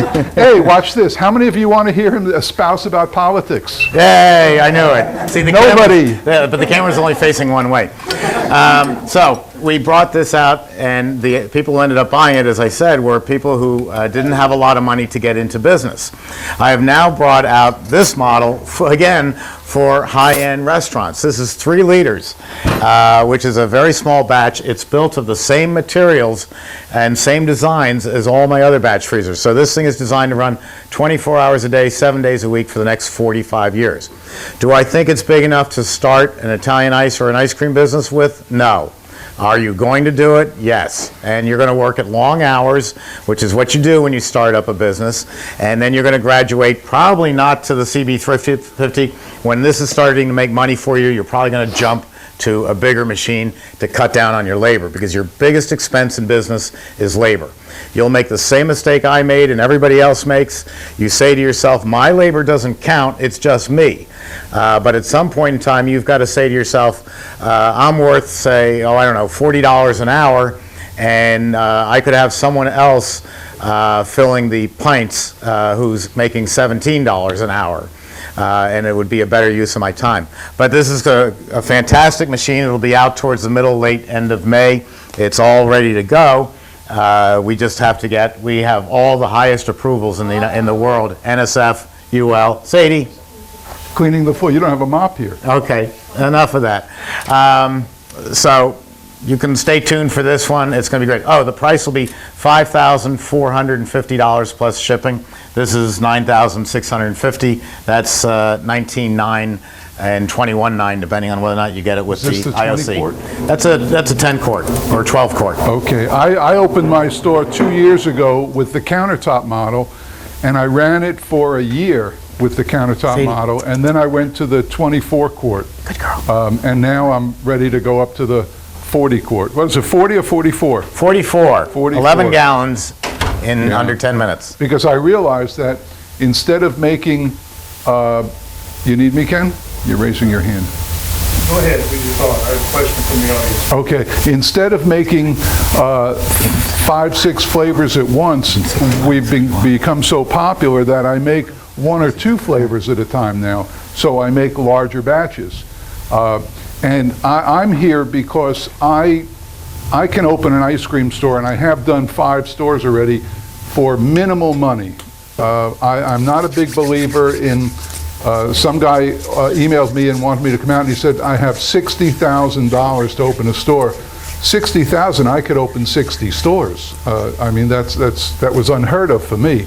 But I go on the premise of inexpensive, practical, and no chemicals. I don't use any added chemicals in my product, and it's a homemade ice cream. You'll see we'll make one today. Usually every other month I make a different flavor. And I have a book, by the way, that has 20 of my 20 most popular flavors in it. And I forgot to wear my bikini, but I can... I wanted to sell books, not discourage people. And it's recipes that are, the cover I think tells it, it says, don't, and this is not offense to anybody, but I buy my products in supermarkets. That's where I shop for things. Restaurant Depot, Sam's Club, and any ethnic markets I ever see, I'm right there. Because they have products that I never heard of, especially Latin markets, that just open my eyes to different kind of ice creams. Today, and if you have a question, just ask, because you know, I like to talk, and I like to talk to people about their ice cream stores. And also tips. My book has tons of tips in it that I found practical that save money. The biggest expense you're going to need is the machine. That's it, though. I don't have dipping cases in my ice cream store. I haven't seen another one like it, but I just have freezers. My ice cream is in 1-gallon containers, 1-gallon Cambro containers, and I have 12 freezers. Uprights and chest freezers, and that's it. The rest of my store is decorated for comfort and a pleasure to hang out. So today we'll make M&M ice cream, and customers come in all the time and they say, the M&M ice cream, is it vanilla or chocolate? Well, if you've gone to have M&M ice cream and it's vanilla ice cream with M&Ms in it, it's not M&M ice cream. So today we're going to make real M&M ice cream. If you took a bag of M&Ms and just transferred it into ice cream, that's what you're going to have today.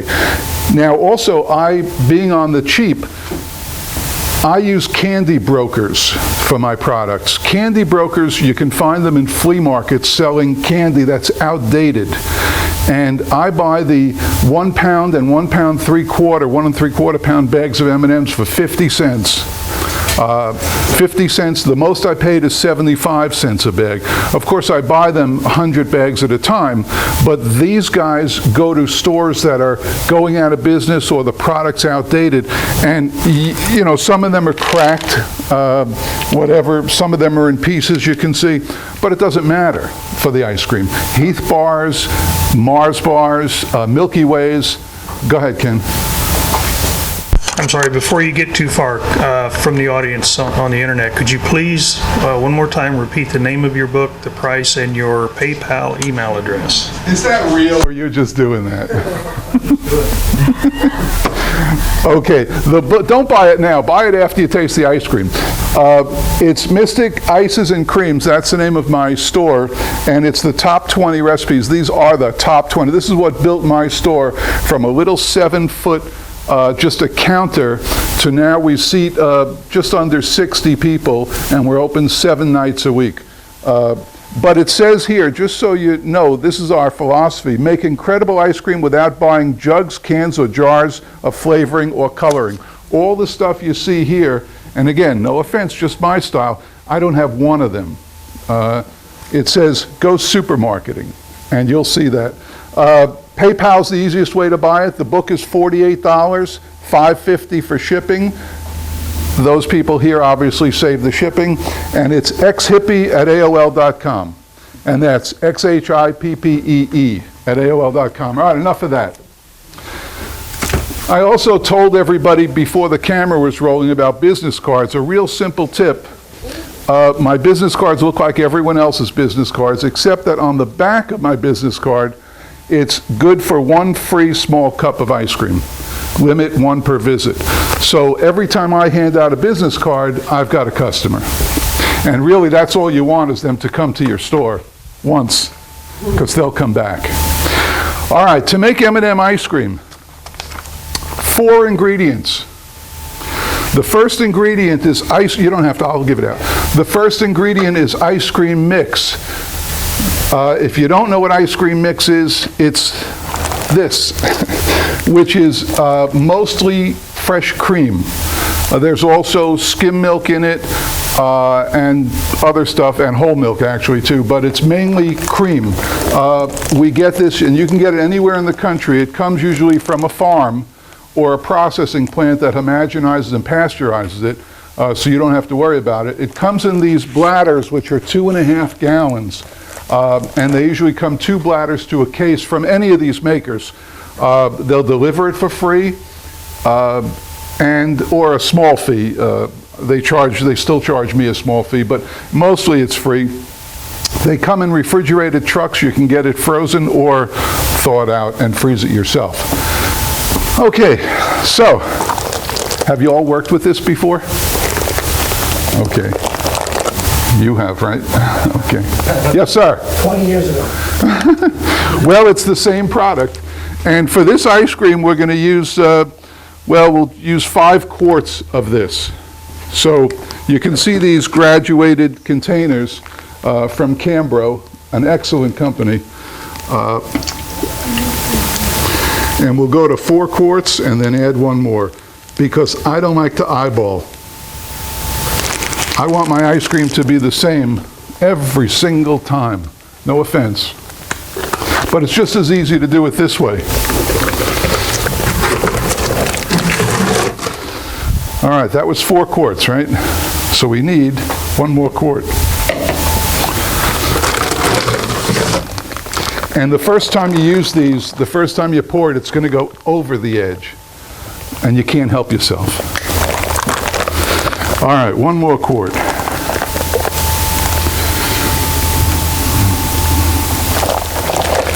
Now I also use the same proportion of vanilla as I use cream.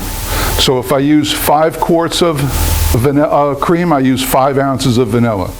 10 ounces, 10 ounces. 10 quarts, 10 ounces. So, all right, we have 5 quarts. You writing this down? And then the vanilla, same thing, 5 ounces. Now the M&Ms that I get from the brokers, they come in bags, and they've usually been melted, or they've been cracked, or they're just outdated, but they're every bit as good. And what we've got here is 32 ounces, 2 pounds of M&Ms. And we're going to put them right in the food processor. I use this every day. And it's going to get loud for a few seconds. The goal is to make this into a powder, to make your M&Ms into M&M powder. So I use this.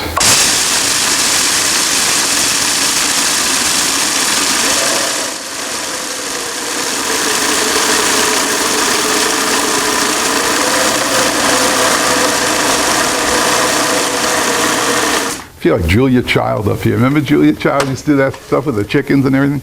All right, so now we've got,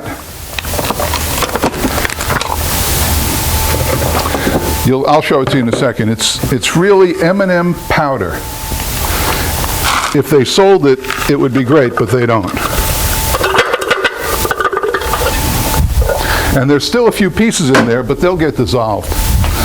So this is M&M powder. Give it a smell. Not so close. Give it a smell. Smells like M&Ms, doesn't it? Say yes. Okay. So that's the M&M powder. Now this will dissolve in his machine if you mix it up in there, or you can pre-dissolve it.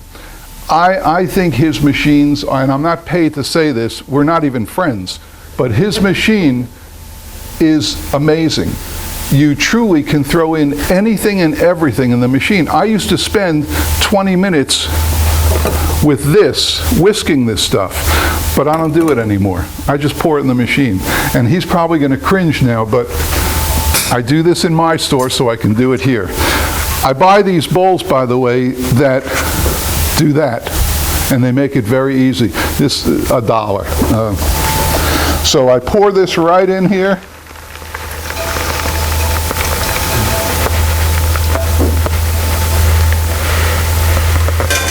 And some on the floor.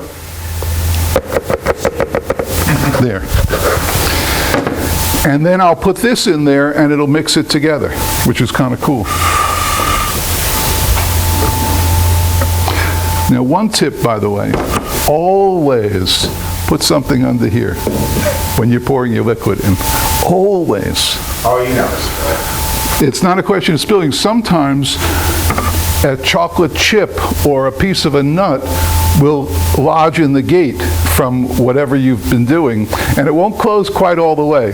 So I always make sure that when I'm putting liquid in to do that.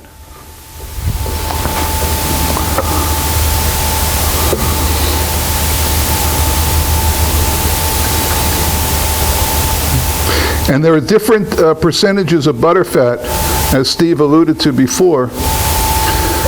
I found that 10% butterfat makes the best ice cream, in my opinion. I've tried 12 and I've tried 16, and somebody once gave me 18 to try.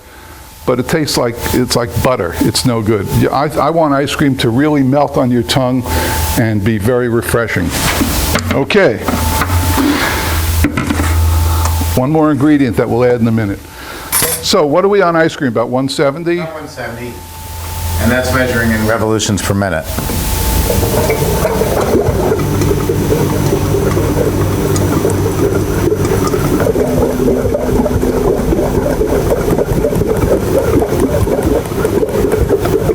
Now, I use a timer, but not this timer, and I don't use it to time the product, so I don't even have these. I use a timer to tell me how long it's been in the machine. So instead of counting down, instead of counting up, it counts down, or something, whatever that is. Okay, so after that, these are, now what it's doing is, it's doing this, so I don't have to. Later, I'll show you the new version of this that is amazing. Changed my life. Changed my life. These are minis. I used to use regular sized chocolate chips, no more. Minis are definitely the way to go. And again, right into the machine. Steve's probably having a heart attack back there. But right in. I mean, this machine is unbelievable. Get them all in there. How many minis to put in, or how much? Just through experience? Ah, yes. Yeah, it took me a long time. I had the first countertop machine in my kitchen at home for months developing recipes. And I finally came up with recipes that are workable, inexpensive, practical, and no chemicals, no added chemicals. And also there's very few of my recipes have added sugar. Because the products that I'm using are sweet enough. You'll taste this ice cream, this is unbelievable, but no added sugar. In my book, by the way, not to tout the book, because any good book should do this, there's all different size batches. You can have, when I started out, I had 1 1/4 quarts of cream. Now, of course, I'm up to 10 quarts or 15 quarts of cream, but in this M&M recipe, it's 1 1/4, 2 1/2, 5, and 10 quarts of product with the associated amount of M&Ms and chips and all that stuff. So it's mixing up now, and now we're ready to put on the refrigeration. Right, Steve? Right. Okay.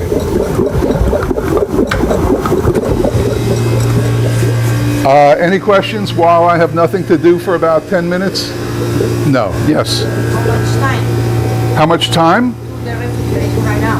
When it's ready. When you know.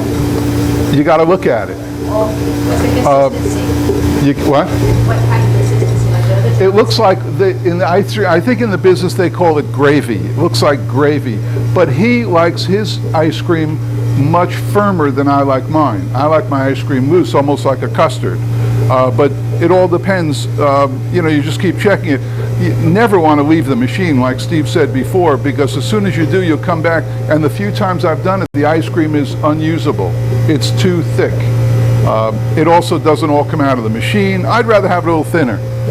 And because my ice cream is packed in 1-gallon containers, very unusual, I don't get any frost on the product. You go into an ice cream store and you see a dipping case with 16 different 3 or 5-gallon containers, invariably you see some frost around it. And that's because of the air. The air gets on it. So I don't do that. I use 1-gallon containers, and it's fine. I keep 2 freezers up front. Oh, nice of you to join us. I keep 2 freezers up front, one with my adult flavors, one with my regular flavors. I carry about 35 flavors at all times, and they're in 1-gallon containers. And when I need from the back, I just send one of the girls or whoever, I go to the back, and I just get another gallon. Yes? After it's going into a hardening cabinet, not today, but in No, in real no, I don't life. use hardening cabinets. No, hardening cabinets are kind of expensive. They're really expensive. That's a blast freezer, right? Yeah, blast freezer, hardening cabinet. Yeah, they're way too expensive for me. No regular freezer. This just goes into, mainly what I use is Sam's Club chest freezers, 150 bucks. And what temperature? I keep it at about -10. They'll go to -20. I keep a few of them at -20 for after I make it right into those cold ones. But that's the cheapest way I found to do it. Hey Jeff, when they ask a question, could you repeat it? Because the people in the... Oh, okay. He said, how can I possibly be this good at what I do? How many gallons can you fit in one of those chest freezers? What's that? How many gallons can you fit in one of your chest freezers? Well, the chest freezers that they sell at Sam's Club are 2 kinds. They're 5.5 cubic feet and 7.5 cubic feet. I get the 7.5 cubic feet, and I can keep about 22 gallons in there. 2 levels, and except for the compressor part, I get 1, 2, 3, and 3, so that's 3, 6, 9 is 18, 19, 22.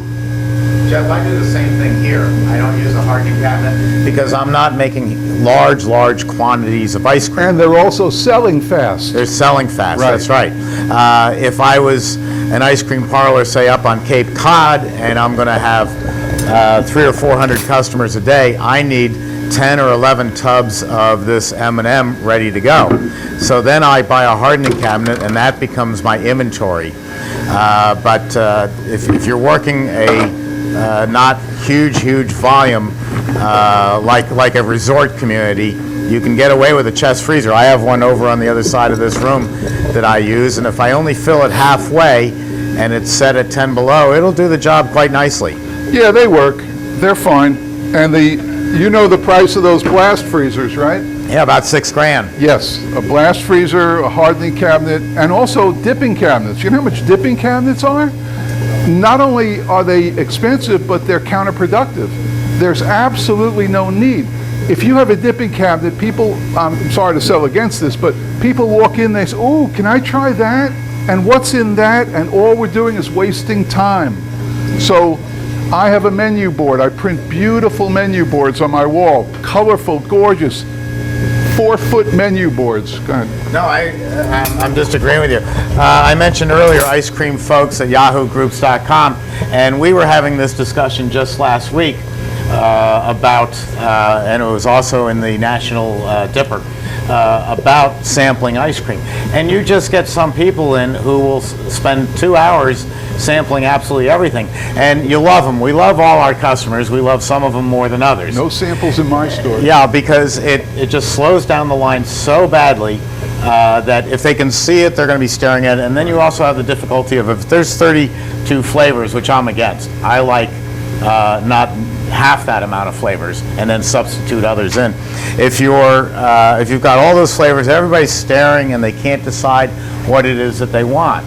I'd much rather have a very nice menu board up on the wall. Notice my signs. I do them all in stainless steel. They're simple and they get to the point. When a salesperson comes in and they're from Coca-Cola and says, we're going to give you a free menu board, there is no free lunch, as we all know. Their menu board has got Coca-Cola all over it or Pepsi all over it. They're advertising themselves, not you. Don't let anybody else advertise anything in your store except you. So if you have a simple menu board and you're keeping a limited number of flavors, it's a lot easier to run that business. Jeff, how do you advertise the flavors you have? I have menu boards hung up on the wall that I do on the computer, and then I bring them to Office Depot and they print them for me on foam core, laminated. And I have 5 boards. Each board has 6 flavors with drawings and illustrations, and they're very colorful. And when people walk in, they're drawn to that. They stand there sometimes 10 minutes reading, because I have 35 flavors or so, and they read all the flavors. Then when they finally come up to the counter, they know what they're having. When I first opened, I bought those little spoons for tasting spoons, because I figured, wow, you got to have those. 100% of the people who wanted a taste of something didn't get that flavor. 100%. Nobody ever said, oh, that's good, I'll have that. No. Oh, that's good. Can I try that one? Or I'll have that one. So forget it. My philosophy in the store is, there's no samples. Whatever you like, if you don't want it, give it back, I'll give you something else. No problem. No looking bad, no questions asked. And nobody's ever done it. The only thing I do slightly in addition to that, Jeff, and I don't own an ice cream parlor, so I don't have first-hand knowledge of this. I just hear from my customers. If after the sale they have bought Jeff's mint chip ice cream, and just before they're walking out, I would be inclined to at least think about, oh, here, try a taste of this M&M. I just made it. Because that way, they've got the ice cream in hand, they're going to say, oh, give me a pint to take home. Americans hate to take anything for free, except for this crazy sampling. But if they've already bought a cone and you say, I want you to try this, they almost feel like they're letting you down if they don't buy a pint and take it home, because you've just said, hey, listen, I really like you, you're my special customer, and on your way out, just try something special I made this morning. I think it's great. And psychologically, boom, they'll go right in and buy a pint to take home. So now you've upped the sale. I don't know if that works in your store, if you do that. Well, I give away samples all the time, but after they've eaten their ice cream. And I also have 5.5-ounce clear cups with those snap lids on them, and I keep them in the freezer, all different flavors and everything. And as my good customers are walking out, I throw a few in the bag when they bought pints. Try this one, try that one, and give them the bag and let them go. I just had to tell you a little bit about Jeff, for those of you tuning in for the first time. Jeff's business is just on the border of probably the largest retirement community, if not in Florida, in all of the United States. It's incredible how big it is. And as I'm getting grudgingly a little bit older than I was last year, we tend to hear things at home like, okay, we're going to have just some chicken and some vegetables, and that's it, the kitchen's closed. Well, I'm not satisfied. And so I say, oh, come on, Paula, let's go out to Jeff's place, Mystic Ices and Ice Cream, and get an ice cream cone. And so it's a draw to go to Jeff's. Your business is open from 6 at night till 10 at night. Right. Jeff loves children, but not in his store. It's from 6 to 10. It's for the adults. It's their time. Just like I belonged to a country club for years, and we had adult swim for 10 minutes every hour. And we just get in the pool and go, yeah, you can't come in. And it's kind of like that he's getting all the adults coming from 6 to 10. It's the most unique marketing, not gimmick, but strategy I've ever heard. Now, should I not do this? I do this? No, I'm out of the way. All right. If you take your spatula, this one's too big, but if you just leave it there as it's slowing down, you get all the product out. It doesn't eat your spatulas either. But I guess here we don't have to worry because he throws it out anyway. Okay, let's have some good ice cream. I have a tasting fork. Can I try it? Sure. See, I like it a little looser than you normally do. Oh, man. Oh, I'm sorry, you can't have any. It's all mine. Oh, come on up and try this. This is unbelievable. That is the best. You said it was a unique M&M. That's the best I've ever had. M&M. That's incredible. And you saw what went into it. It's nothing but good stuff.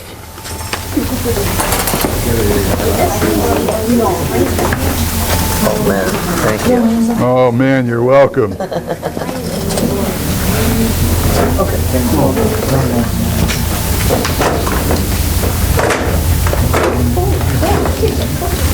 Isn't that good? Yeah, give me a nice small one, please. Yeah, that's about right. Thank you. So maybe I asked the wrong question about the freezer. You don't serve it like this, you do freeze it before you serve it, or no? Oh, sure. At least a day. For 1 day. You ate yours today? So what's the difference? Well, I between mean, doing that? You do that, if you said 10, like 10 below, 20 below? Yeah, 10 or 20 below. Look, we've gotten Ken to come down from Blast Mount freezers are Ararat. going, what is the blast freezer, like 40 below? 30 to 40 below for a hardening What's the cabinet. difference in the product, though? Well, nothing, but they'll do it in about a half hour. See, the reason that blast freezers are It's just popular, It's just faster. it's faster, and the philosophy is that you won't get ice crystals because you're doing it faster. Rod, are you trying this? But if you do it in small batches and you keep it in 1-gallon containers, then you'll be all right. You want to get Paula some? You bet. It's the 1 gallon. Yeah, I think Cambro 1-gallon containers the way to go.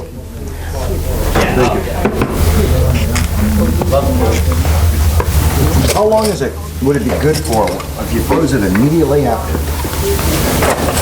What's the shelf life? Oh, you got at least a week. At least.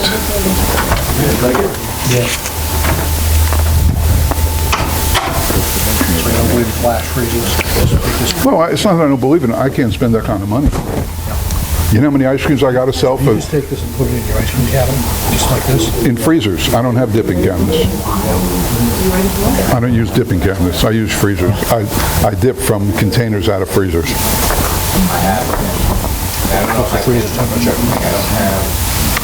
In the back, they're about 15 below. Up front, they're about 0 to 5 below. And then opening and closing them all night, of course, they get lower and higher and higher. No, 10% dairy mix used. I just checked the TV. They haven't picked a new pope yet, so you don't have to fly off to Rome yet. Oh, he's here, they can't elect him, he's here. No, they can't. What do you want to put this in? I'm going to put that in small containers later and take it all home and eat it myself. Well, why don't you give it to me? I'll put them in. You sure? Yeah, Okay. because otherwise you'll be rock hard. You'll never get it out. All right. Give it to me in those ones that we had there. Yeah, I think they're 1 quart. Yes.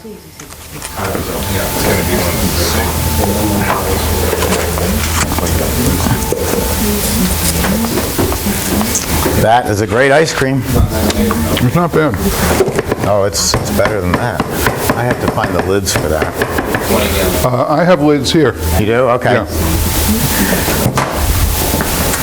And just put a skull and crossbones on the top of each one so nobody takes my ice cream. I think we'll be able to do this. Yes. Now, Paula went out and got lunch. We're going to have that in just a couple of seconds. Yum. What were the days when candy was your lunch? When what? When candy was your lunch? Oh, yes. Grab a Snickers bar or Yeah, nothing's changed. Snickers bar. Yeah, that's your Boston accent. No, you sounded like from Midwest. Yes. So after everybody eats this, we're going to take a lunch break, and we'll be back shortly after that. We're going to be making another ice cream with Jeff. No, I and- think you're going to make bubblegum ices first. Yeah, we're going to make bubblegum ices first with Rod, and then we're going to make another ice cream. And then anyone who would like a tour of the factory, we'll be happy to take you around. If you, let me go off camera for a second. If in the course of your business you're looking for financing, we have that available. I use a company called Sterling Capital Leasing Yeah, it'll be fun. for financing. They're in Farmingdale, New York. And Barry Fink is in charge up there. And the reason I use Barry and Sterling Capital Leasing is you go to a leasing company and they're used to leasing cars and boats and airplanes. And they have one certain rate because they do it. They do it all the time. If you decide that you're not going to drive your car anymore, they know how to dispose of it. They don't know what to do with a batch freezer. So they don't want to turn away the business, so they just raise the rates. Well, Barry has worked with me for a number of years. He also used to sell those other people, Taylor, who don't make batch freezers anymore. And he is very knowledgeable of our industry. So anytime you want, you can talk to Barry Fink at Sterling Capital Leasing. Just call me. I'll get you the phone number. He's a very helpful person. Anybody that I recommend to you is going to be either the president of the company or very high up in the company, so that when you call them, just mention my name and things will get done, and things will get done very quickly. I try to surround myself with really excellent people, as you've seen over the years on these Lunch with the Presidents. Just great people who enjoy the business.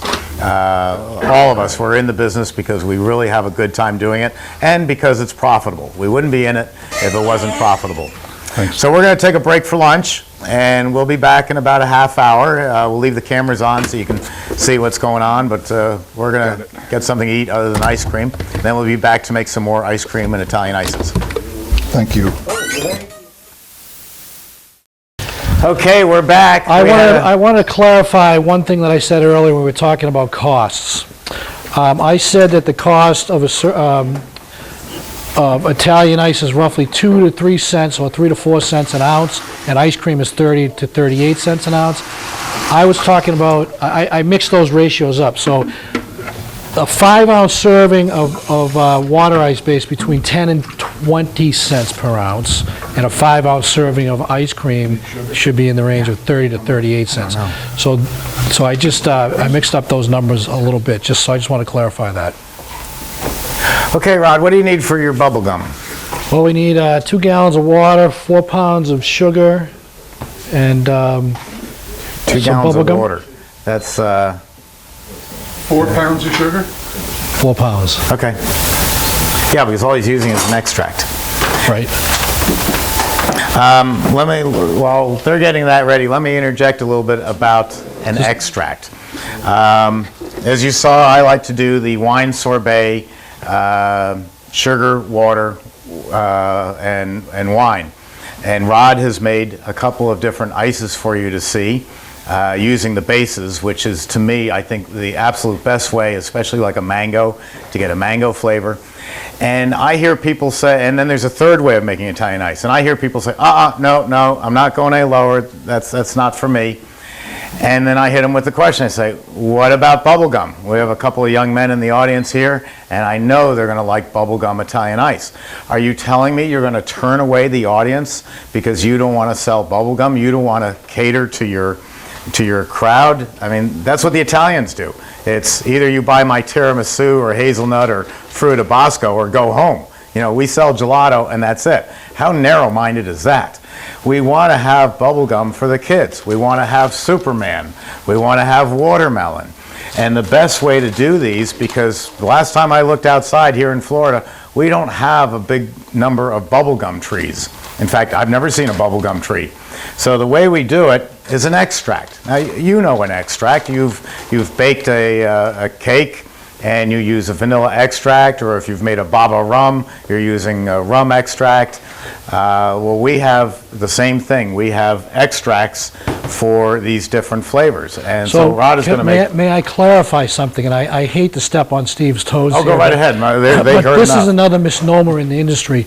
Extracts, by definition, are alcohol-based products. Okay?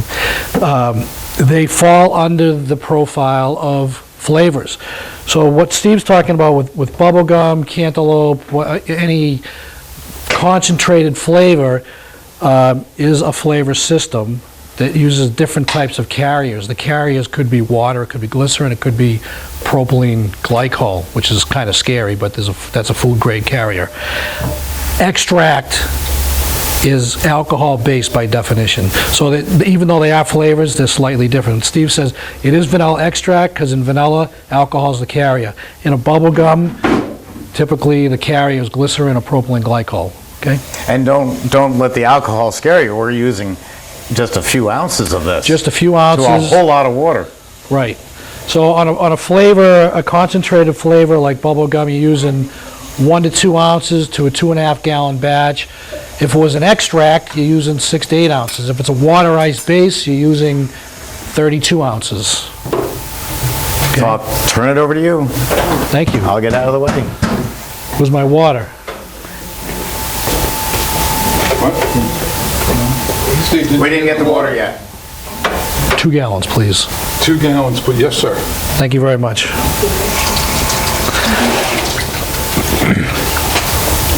So that M&M ice cream was excellent, wasn't it? I've never seen it made like that. And I never would have thought of grinding them up in a blender. That was terrific. Just grinding them up at all. I've thrown M&Ms in. Right. And what I get is just bleeding M&Ms. I must say, The flavor bleeds out, the colors. I brought this up earlier, and I used the term purist, and Jeff is clearly a purist out of the 60s. Is that true, Jeff? Indeed, indeed. I don't always agree with a purist concept, but I like to listen to their views, and I certainly appreciate them. And when I tasted his ice cream, it was excellent. So as long as you're successful in what you're producing and how you're producing it, that's what works for you. My views may not be the same as Jeff's, and I know people that follow what I've done over the past 30 years have been very successful. That works for them. And I take a blended approach. And I say Steve that takes a you blended. need, I think What's that you need Malcolm's all these. approach? Hello, Malcolm. I know you're out there. My approach is that I want to sell to the largest market that I can. And so if that involves the only way I can get mango is to use a mango base, then I.Rice is the best mango base I can find. Right. Mangoes are just not in the supermarket year-round, and it's become such a big flavor. When I first brought home I.Rice mango Italian ice, my kids, I told them it's mango, this is going back a lot of years, they would have rather eaten the frozen green beans in the freezer uncooked before they were going to try mango. And then when there was nothing left in the future, all right, we'll try Dad's product. And they tried it, and they said, wow, what a flavor. And that's what the whole world did, is they said, Yes. wow, this mango is unbelievable. What are you guys doing over here? We're going to have M&Ms in our bubble gum. No. No, we're not. Okay. That's okay. You need a spatula. The way you know it's homemade ice cream got is this right sometimes here. there is This a is little good. overlap, and that tells you that it's homemade.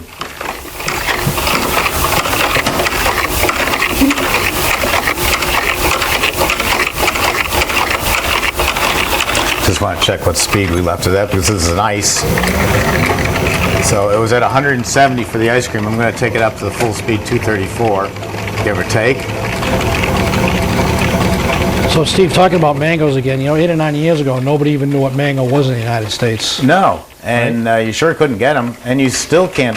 You were one of easily the buy 'em in first guys that supermarket. introduced them, really, as I recall, making mango ice cream and mango Italian ice. It was just such a great taste. Yeah. There's just nothing like it. And the whole, as you know, Rod, the whole Italian ice business has changed. We used to be in Italian ice lemon, cherry, grape, orange, and in New York, chocolate. And that was it. And then all of a sudden, I.Rice comes along and they say, well, wouldn't you like to try root beer? Or wouldn't you like to try green apple? One of you young guys want to carry this bucket for me? This is too heavy for me. I'll do it. You want me to do it? No, I'm teasing. That looks scary. Uh-oh. We'll see. We'll see. You know what he forgot? He forgot the bucket underneath. There we go.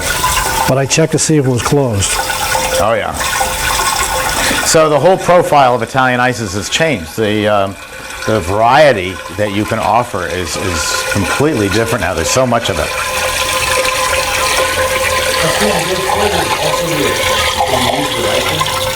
Yes. Do you use the Italian ice flavors with ice cream, or do you use different ones?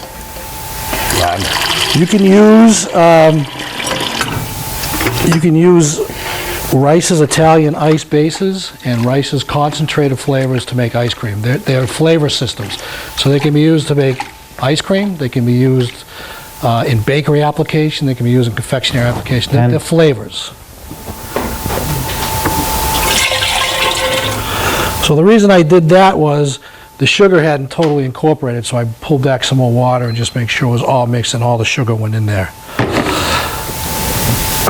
Do we have a small measuring unit here? Yeah, right here. You need smaller than that?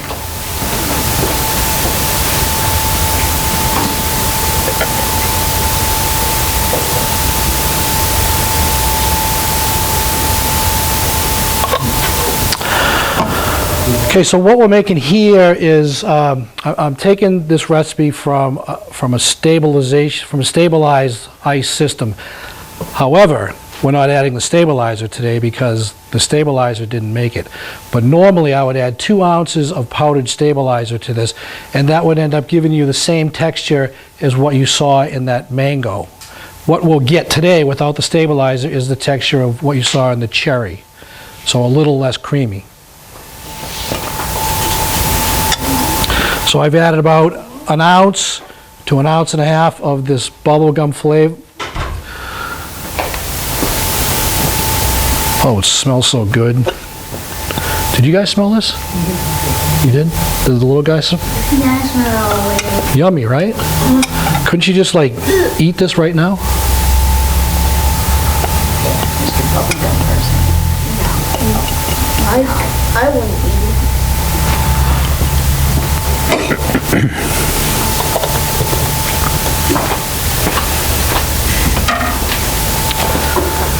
I don't know, should I tell Steve I'm going to start his machine without him in here?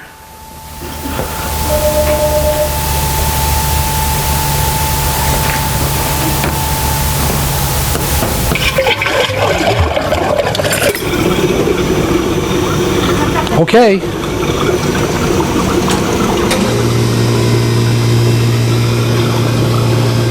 Ken, what do you think? Turn the switch on, hit the button. That's what I did. These machines are so simple to work with.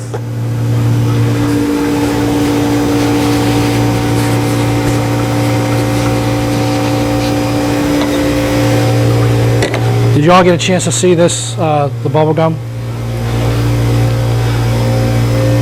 So this is it's a very concentrated flavor. So what's the total that you can get out of that?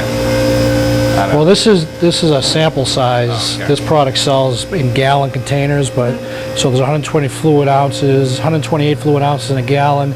You're roughly using 1 ounce to 1.5 ounces per 2.5 gallons. Okay. So you get For the 5 gallon. right. Did you see this? Any different advantages, disadvantages using that over the base, just size, or?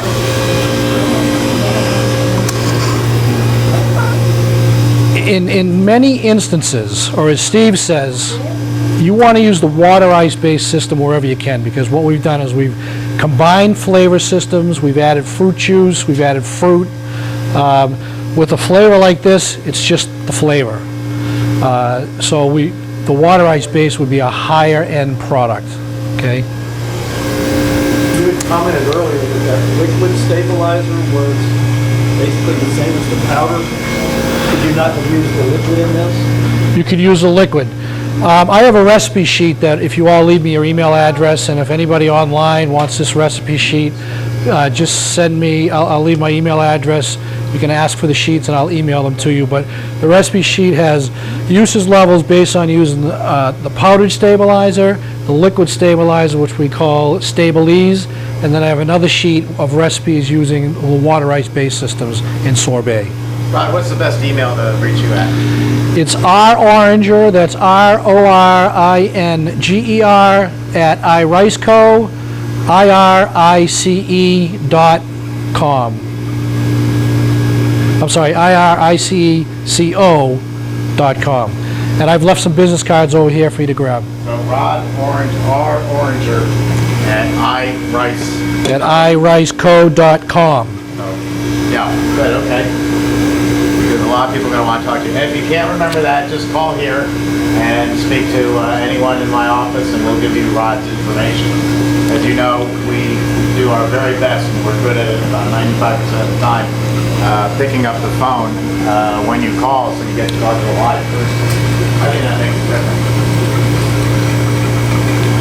Any questions? Yes. I have one. I see on your Thompson account where it looks like a soft serve. Is your machine do a soft serve like that? No, that was a mistake in the sign that there's a picture of a soft ice cream cone. We don't do soft ice cream machines. In fact, when I help people set up a business and they insist on having soft serve, which are about $25,000 or $30,000, I tell them, plan the store, put in the electric line and the plumbing for a soft serve machine, but then don't buy it. Wait and see if I'm correct that you don't need it. If I'm right, I've saved you $25,000 or $30,000. The batch freezer is going to give you hard ice cream. It's going to give you the Italian ice, frozen lemonade, gelato, frozen custard, all these different products. I can't see why you would buy a soft serve machine that's just going to give you vanilla and chocolate. It's so limited. Well, I didn't think your machine did. I was just curious if I was missing something. No, soft ice cream is one cone at a time, and as you've seen all day, we're doing batches. I will say this, if you have to have a soft serve machine, I have a recipe using the I.Rice sorbet base and water ice base that you can make a soft serve non-dairy dessert that stands up on a cone. So I have that recipe if you're interested in that. Again, you can get it from me here today, or you can email me and I'll provide that to you. So just by using the I.Rice sorbet base, water ice base, a little bit of sugar, you can have a soft serve Italian ice that stands up on a cone. Anybody else? Okay. Any other questions? You had something? No, I don't have anything right now. When you get into the Italian ice business and the ice cream business, don't just say, okay, I've got a push cart and I'm going to go do this fair. When Rod and I were growing up, McDonald's consisted of a freestanding building and a parking lot. And they sold a hamburger, a cheeseburger, fries, and a milkshake. And that was McDonald's. And then one day somebody said, you know what? The building is here. The deep fat fryers are here. The parking lot is here. Why don't we open for breakfast? And that just changed the entire fast food business. Now they're open, practically 24 hours a day. Some of them are open even 24 hours a day. You need to do the same thing. You need to say, okay, I'm in the Italian ice business and I have a push cart. Where else could I sell this product? Well, I could sell it to chefs in restaurants who don't want to invest in machinery. They don't have the time. And you can walk in and offer them the mango sorbet, kiwi, champagne, grape, apricot, all these different exotic flavors that restaurants like. So you're expanding your business like that. You can go to hotels and do the same thing. Country clubs like to have the highest quality prices, highest quality products they can, but they don't want to pay a lot for it. And so your competition is Haagen-Dazs. And Haagen-Dazs, who my father helped put in business, Reuben Madison, his mother, with two of our machines just down the street from us in the Bronx. Haagen-Dazs is your competition when you go into wholesale. And I typically describe them as they hire college graduates, football players, 6 foot tall or 6'4", and they've just come off playing football for 4 years and they've got a real attitude, and Haagen-Dazs just feeds that attitude and says, oh, well, we're Haagen-Dazs. Why wouldn't you want us? So the Haagen-Dazs salesman goes in to see the chef and says, we're Haagen-Dazs. You have to buy 10 tubs and we deliver once every 2 weeks. And the chef says, well, where am I going to store 10 tubs? We don't have the room in the kitchen. And how do I know 6 days from now what flavor I want to feature? You've locked me into your flavors. You've locked me into a large order. And then you walk in. And what you do is you walk in with 2 or 3 containers of ice cream. And the chef is extremely busy. So you go about 9:30 in the morning when they're doing their buying. And you just try to get in and you want to see the chef and you're just going to stay for a minute. Chef, here's some of my mango ice, here's some of my champagne sorbet, here's some ice creams that I made, and leave. That's it. Then go back a couple of days later with maybe a couple more containers and say, Chef, here's a list of my flavors. I can deliver a minimum of 2 tubs every 3rd day, and these are my prices. Oh, and by the way, Chef, if you have any ideas on how to improve my mango sorbet, by all means tell me, and I'll tell our sorbet maker that you'd like to have this done. You're doing the inventory for them. You're doing the ability to change his menu or her menu. And you're listening to them. You're taking direction that, well, they would like to have theirs with a little bit of this in it. So you're doing everything for the chef. And chefs stay at a job maybe for 5 years unless they own the business. If they're an executive chef, after about 5 years, they're probably going to move somewhere else. And one of the things that makes a great chef is they are, of course, a world-class cook, but they also know where to buy the best meats, where to get the freshest vegetables. Now they know where to get the best ice cream and sorbet. So they're going to take you with them when they go to the next location. So it's a wonderful market to go after. In New York City, we were just solid wall-to-wall union. So when I go into the Four Seasons restaurant or River Cafe, both of which are my customers, the chef has got a tough decision to make. He's got a pastry chef who makes pastries. And under union rules, the pastry chef can't make ice cream because they were hired to make pastries. You know, it's insane. But that's what they're up against. So you're able to, I'm trying to fight that and say, well, I think you should put on a pastry chef just to make ice creams and sorbets. All you have to do is walk in and say, I can give you better terms, not so much money, but better deliveries than Haagen-Dazs can. And you're going to have a great sale. And it's easy to do. I have so many people say, you know what, I couldn't do it. I don't have the nerve to go up in front of an executive chef. Steve, you're a salesman. You've been a salesman all your life, and so is Rod. You know, you're able to do it. I can't. I understand that. Let the product do the selling. You know, you're not there to give a sales pitch and say your strawberries are better than anybody else's. If he doesn't like the product or if she isn't pleased with it, you're not going to get the sale ever. But if you truly have a great product, which you've seen today is easy to do, you leave that product with the chef, you'll get the order.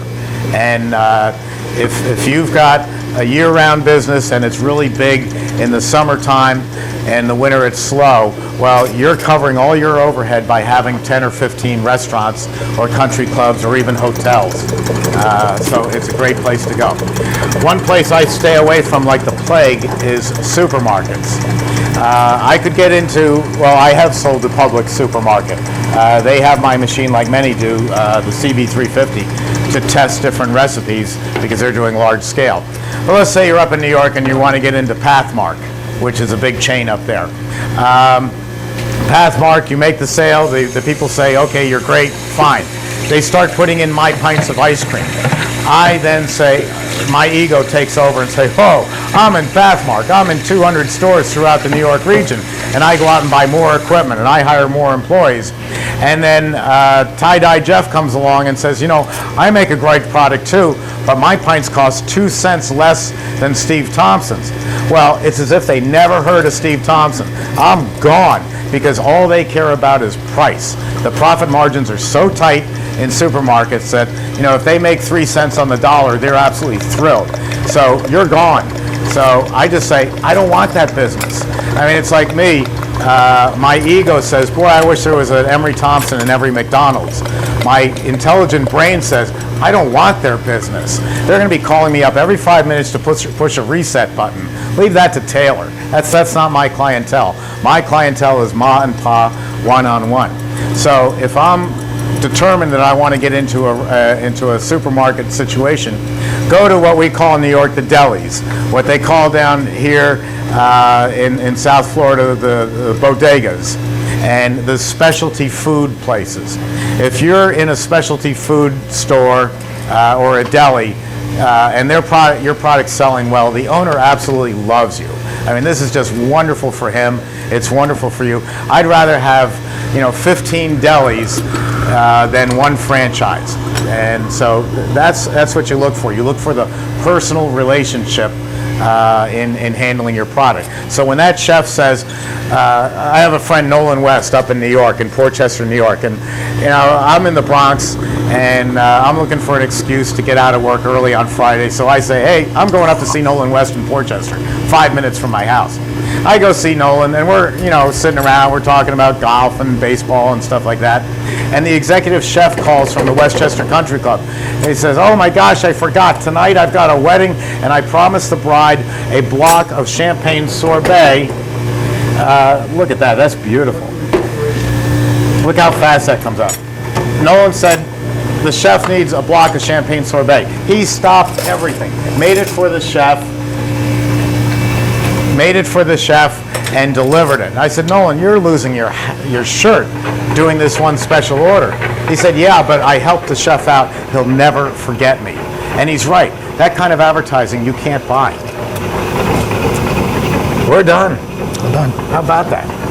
That's a beautiful product. Who wants to try it? See, now you're getting full. I told you. See, I told you that this morning you'd be so full of ice cream you'd say, oh, no, no more. This is bubble gum. Come on. Come on up and try it. You can be first. This time I'll give it to you in a squeeze cup. And you try eating it from a squeeze cup, just like that. You can have more if you like. Just squeeze it up from the bottom. Everybody else will give, why don't we give them bowls? I have more over here.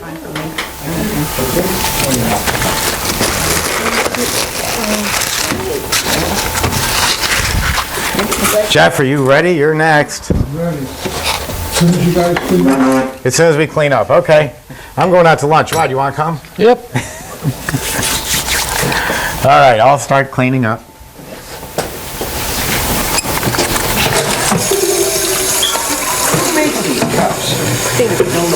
Solo. I think. I've got the container here. Looks good. Wait, touch the product down. They are. Okay. Floor's getting a little slippery. I see. So watch out for it. Sorry, I didn't think about that. Sorry.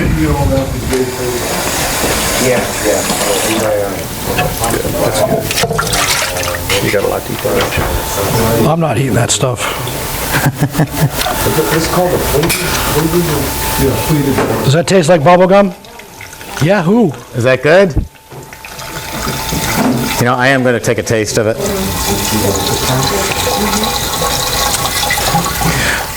you have a good vendor for custom cups?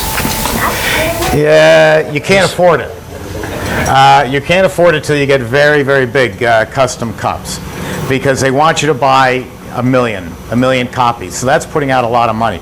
I think, personally, that if I had a business, I would like to have it in the white containers.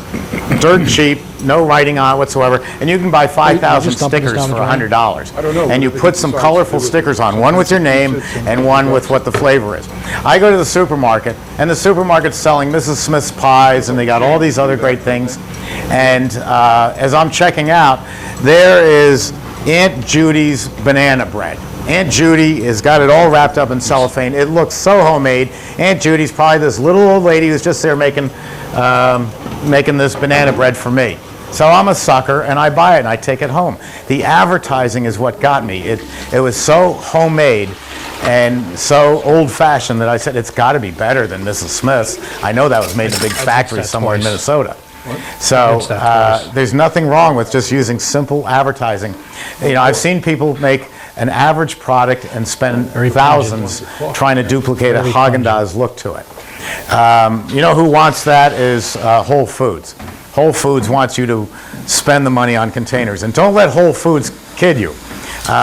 Again, don't let ego take over your running of the business. My ego would say, oh man, I'm in Whole Foods. I am really cool. You'll find out that 40 other people are in Whole Foods selling ice cream, and they're using you in there to weed you out. So we've got Eduardo's ice cream in there, and we've got Thompson's Italian Ice, and we've got Tie-Dye Jeff's ice cream. They're looking to see which one sells, and then the others go away. So it's a pretty clever marketing point, but again, too many people spend too much money letting their ego get away from them. And they say, oh, now I got to go out and buy 5 Emery Thompsons because I'm in Whole Foods. And it doesn't work that way. Make sure the money's rolling in before you spend the money. You're not going to hear that from any other manufacturer because they're all dealers. They want the quick sale and get out. We want to be with you for the next 30 or 40 years. And yes, I have people coming into the business. So maybe you won't be talking to me in 40 years, but there'll be someone here and they'll be building great machines, and we want to be with you for a lifetime. That's why I bring out these smaller machines to get you going, and then you work your way up as your business needs it. Jeff has already said to me if it wasn't for my horrible conservative personality, he'd buy a 44 quart tomorrow. Now he's got to think twice about it. But when his volume gets to that point that he says, you know what, I don't want to be here 6 hours making ice cream when I could do it in an hour and a half, he'll buy a larger machine. I'm ready.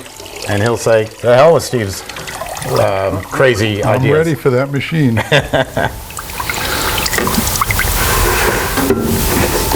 Okay, now we're going to make some, come on, get rid of this stuff. All right, sorry.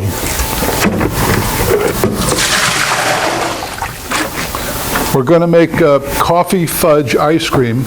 And why don't you tell them a little bit about your Variegated? You'll have to come next to him so he can pick you up on the mic.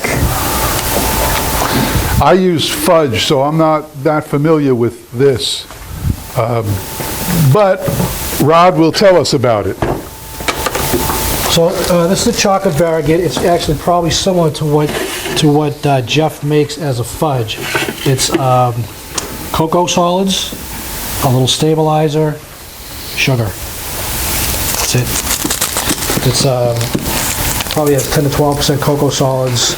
So when you taste this product in the ice cream, and it stands up in the ice cream. So this is a variegating sauce, a stripe, a ripple, whatever they call it out there, but it's a variegating sauce.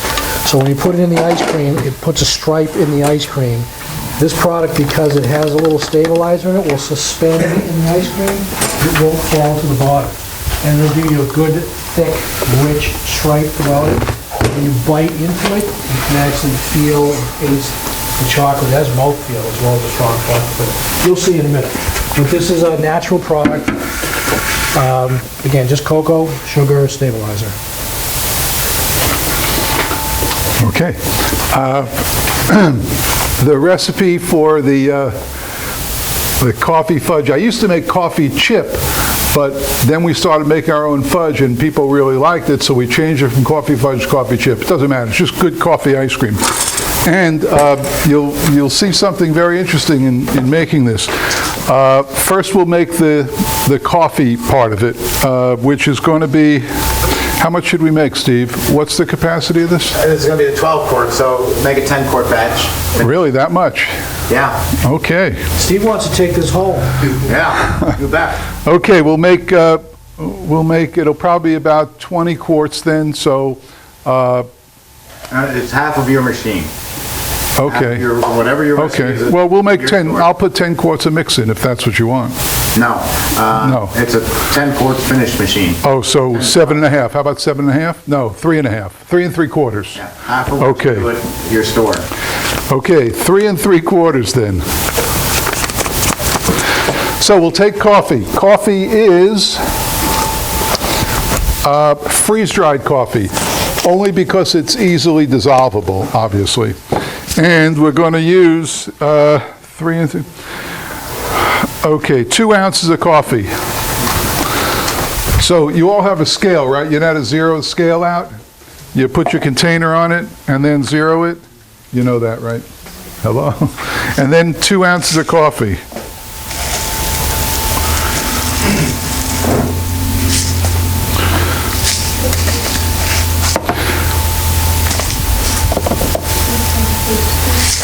Okay, 2 ounces of freeze-dried coffee.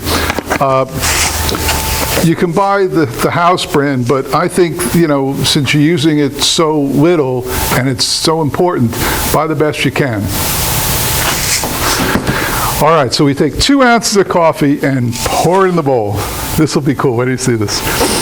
Now there's a secret ingredient.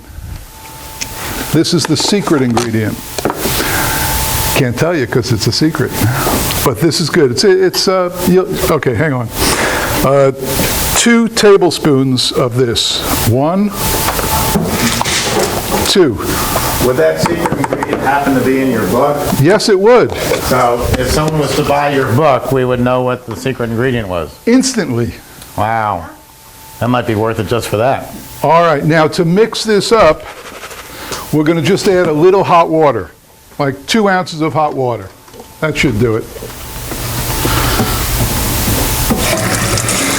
And get it good and hot, so that's why I use freeze-dried coffee and the mystery ingredient, easily dissolvable.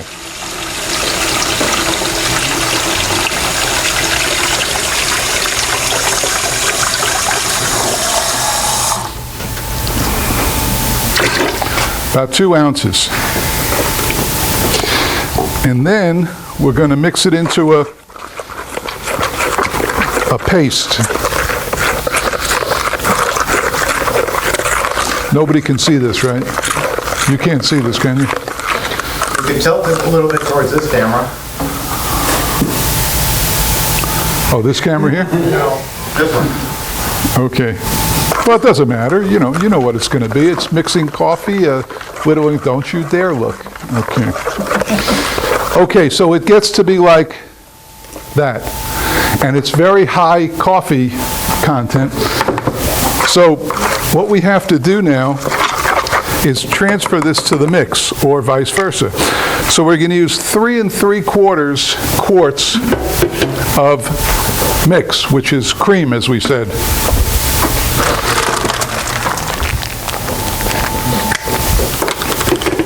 That's why these Cambro containers are so good. They're all marked on the side. What did I say? 3 3/4, right? In your shop, do you use those same exact Cambro ones, or use a thinner? I use thinner ones. These are hard ones. Where did you buy the, I'm sorry, listen from the audience. Someone wants to know where you bought the 1-gallon containers. Restaurant Depot. They sell Cambro containers. They sell Cambro everything. And the containers are $2.30 for the 1 gallon, and the lids are $1.20. And if you buy them in units of 12, you get a break on them. Okay, so we have, just to recap, 3 3/4 quarts of mix. We need vanilla. Now, how much vanilla? If you're paying attention, how much vanilla are we going to use? 1 ounce per quart. Very good. So with 3 3/4, what do you think we should do? Now you're getting tough. Round up to 4. 4. Who said that? Oh, right, Craig. Round up to 4, because this stuff can't hurt you. Pour that right in there.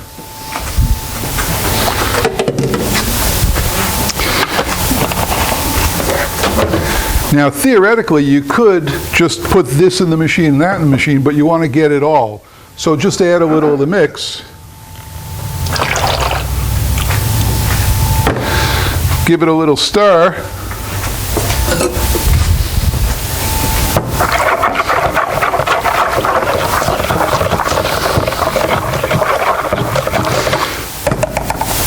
Now, to make it easy, as I said, I buy these bowls that squeeze.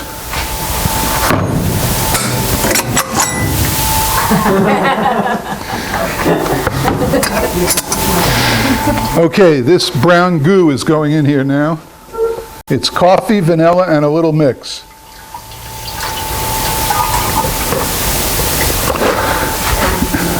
Gonna add a little more to get it all, right? You know that.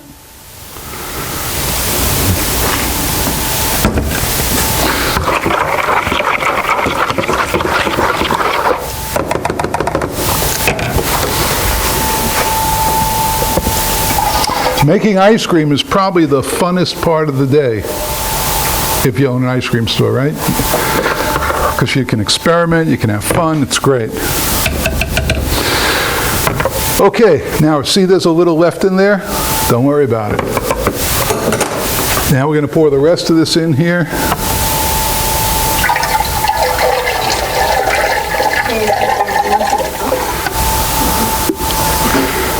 It's a good thing the cup's there, huh?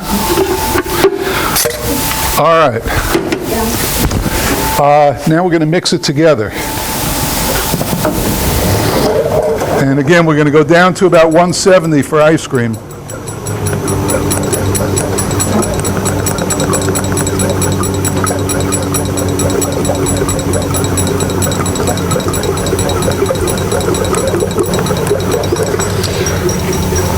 Now, this is going to be coffee fudge.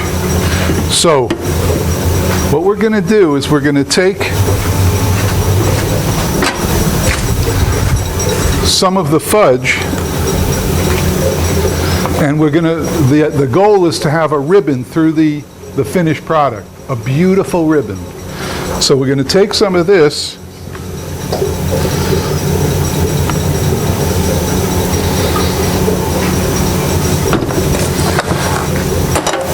and now because this is coffee mixture in there, we're going to mix it into this.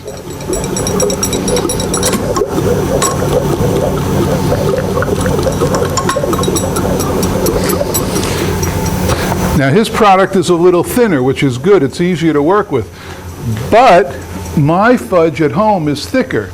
So what I came up with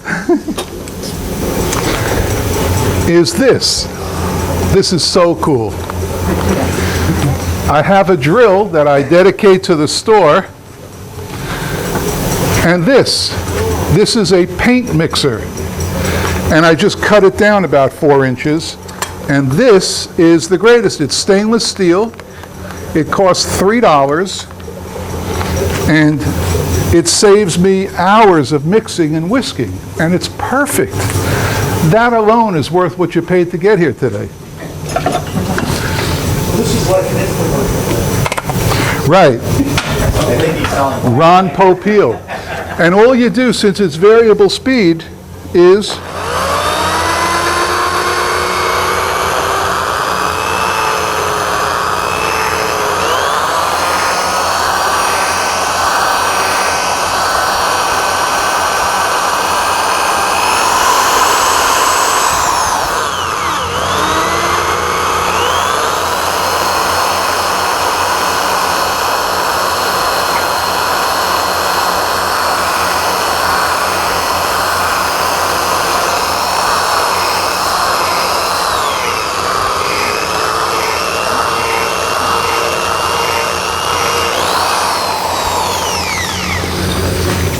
amazing.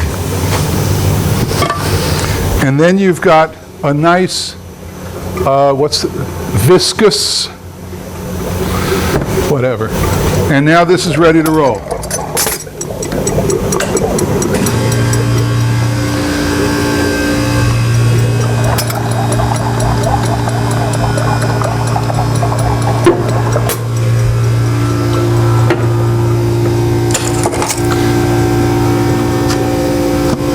When it's done, I use a spatula to paint it. I pour it, you'll see it go, and this I let go a tiny bit more so it's a little firm so that when you put the chocolate on it, it doesn't just scoop right to the bottom. And then you paint it with this, and you squeeze it into your container, and you make a beautiful ribbon. You'll see, it's so cool.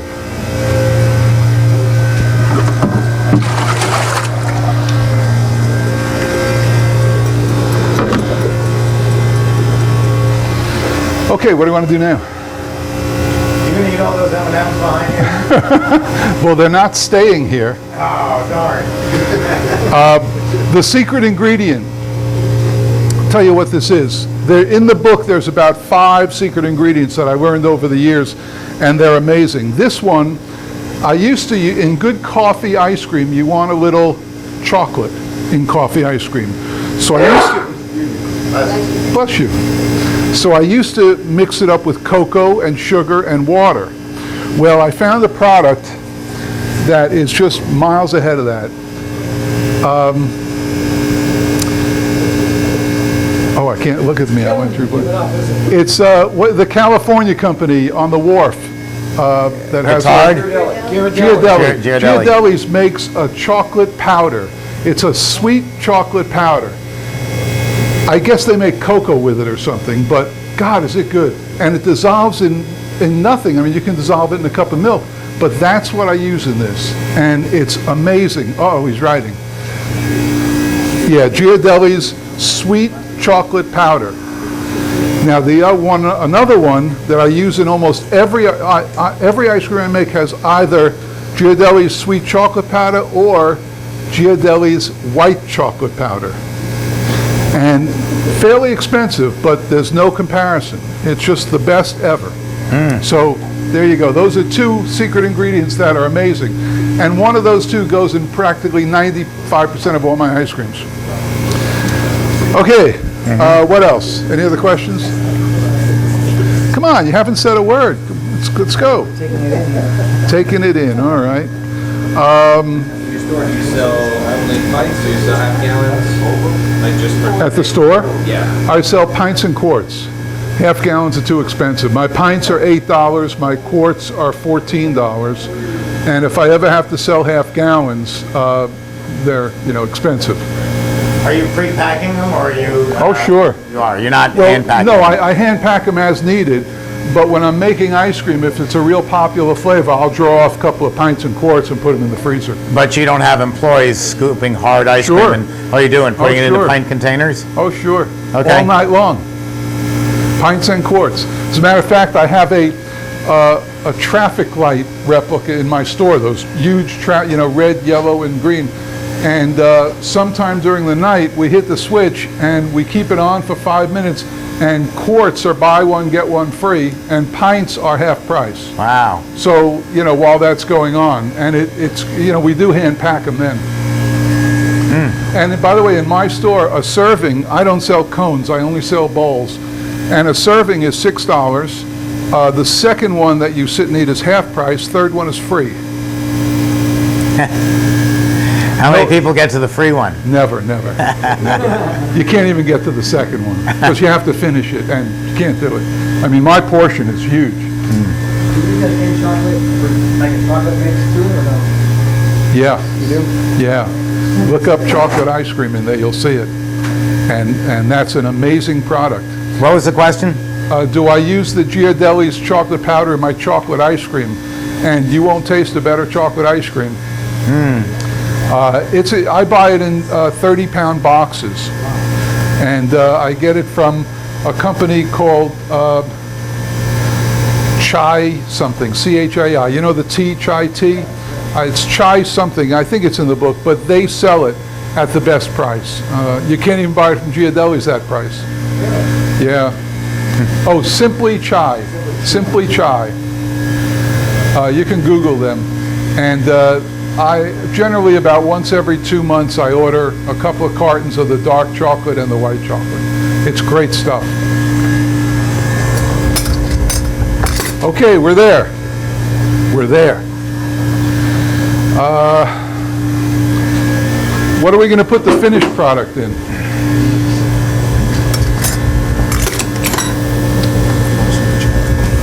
Steve? Yeah, okay, I'm awake. What are we putting the finished product in? Let's put it into some gelato containers. No, I need it in the vertical containers. Oh, yeah, because you're doing... Swirl. Yes. Well, then, bear with me for a second. Can you use that container? No. What do you need? All right, I'll put it in these. All right? Is that going to work for you, or do you want Oh, one of that'll these? work for me. Okay. I'll tell you, the conditions here are deplorable. Yes, they are. So's the labor rate. It's so hard to get it out. It sure is. Okay, we're ready for this.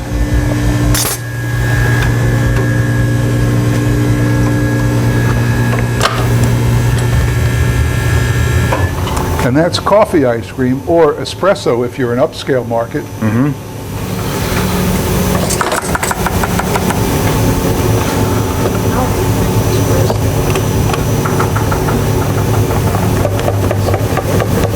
What the chocolate does is it takes the bite out of the coffee. Coffee has a little bit of a bitter taste to it, and the chocolate just makes that go away.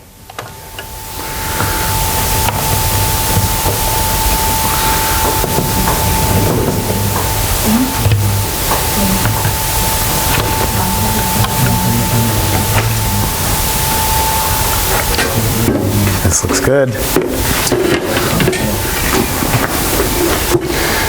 And now, where'd you go with my container?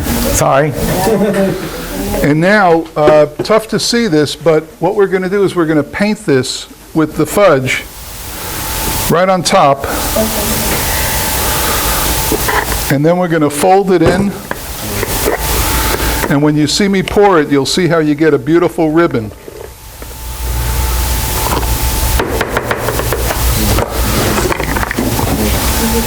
What's important to see here is wow. when he folded it, he only did it 3 times. If you do it more than that, you end up with chocolate. Yeah, it'll dissolve it. Boy, that's the so best I've there's, seen. Isn't that beautiful? That's gorgeous. It's And like marble. that's, come taste it, that's coffee fudge. Guess what? I got here first. Put something down. Yeah. Yeah, we brought the coffee expert all the way from Colombia. There you go, from Juan Valdez's sister. Oh, that is fantastic. Wow. You outdid yourself. These are some high-tech things. Yeah, Craftsman, variable speed. But boy, you know, I used to whisk it all the time. Yeah. And it killed my hand. I bet. Because my fudge is thick and it killed me to do it. But then one of my customers said, you know, you ought to use the paint mixer. And he bought it for me and it's $3 and man, it works great. It's terrific. And I thought you said you were the smart guy. Obviously, I one of your was. customers. He's He smart thought enough to of listen this. to his Well, You customers. have to use the freeze-dried coffee? Yeah, I Yes. tried the powder, it doesn't dissolve. Yeah. What mix did you use, the 10% again? Yeah, 10%, right. Where do you purchase that for 10%? Well, down here, I get it from the ice cream club in Boynton Beach.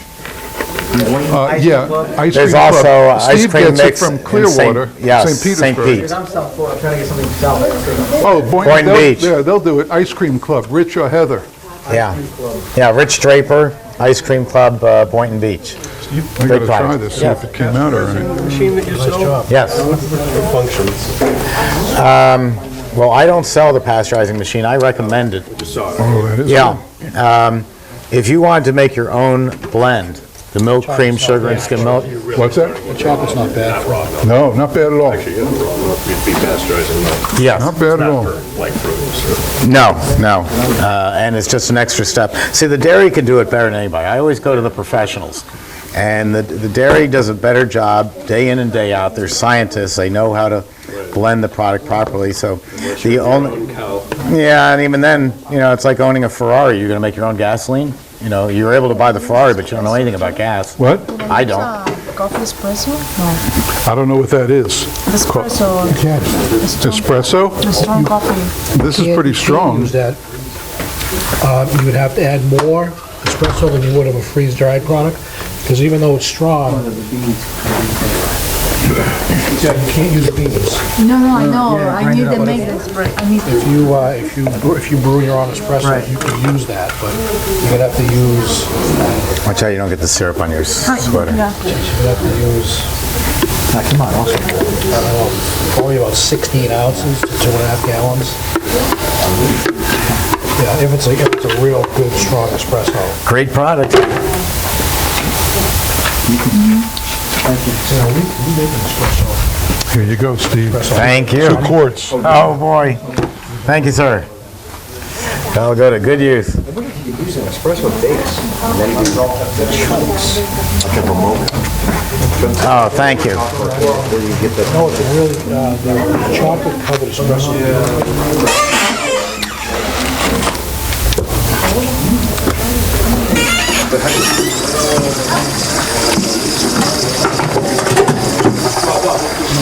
Steve, Yes. you want to save that? No, I don't. Can I take it home with me? Yes, you can. Well, that's our show for today. We ended a little bit early. We got a lot done. If you'd like more information, go to our website or emerythompson.com, Just look or at- you just can go Google to ice cream mix. email me direct, And they'll find you the closest place. You can get it. You emerythompson.com. can get it. We have a series Ice of cream 5 mix. free Yeah, the same day. DVDs Yeah, that they we'll all send come out with to it. you Ice cream that will mix. teach you Ice a lot cream of what mix. you saw Just Google it. today You'll and find more. it. In 24 hours from the What's live that? airing of this, Boynton we'll Beach have Ice this Cream up on the Club. website, so you'll be able to see it over and over again. We have our price lists up at the website, something that nobody does. Tie-Dye Jeff's fantastic book. You contact him. You can PayPal 5350, and it'll be sent out tomorrow. 20 great recipes and hundreds of great tips. And let me tell you, it is fantastic. So thank you very much for tuning in, and we'll be back again here in May and be doing something new and completely different. Thanks for tuning in.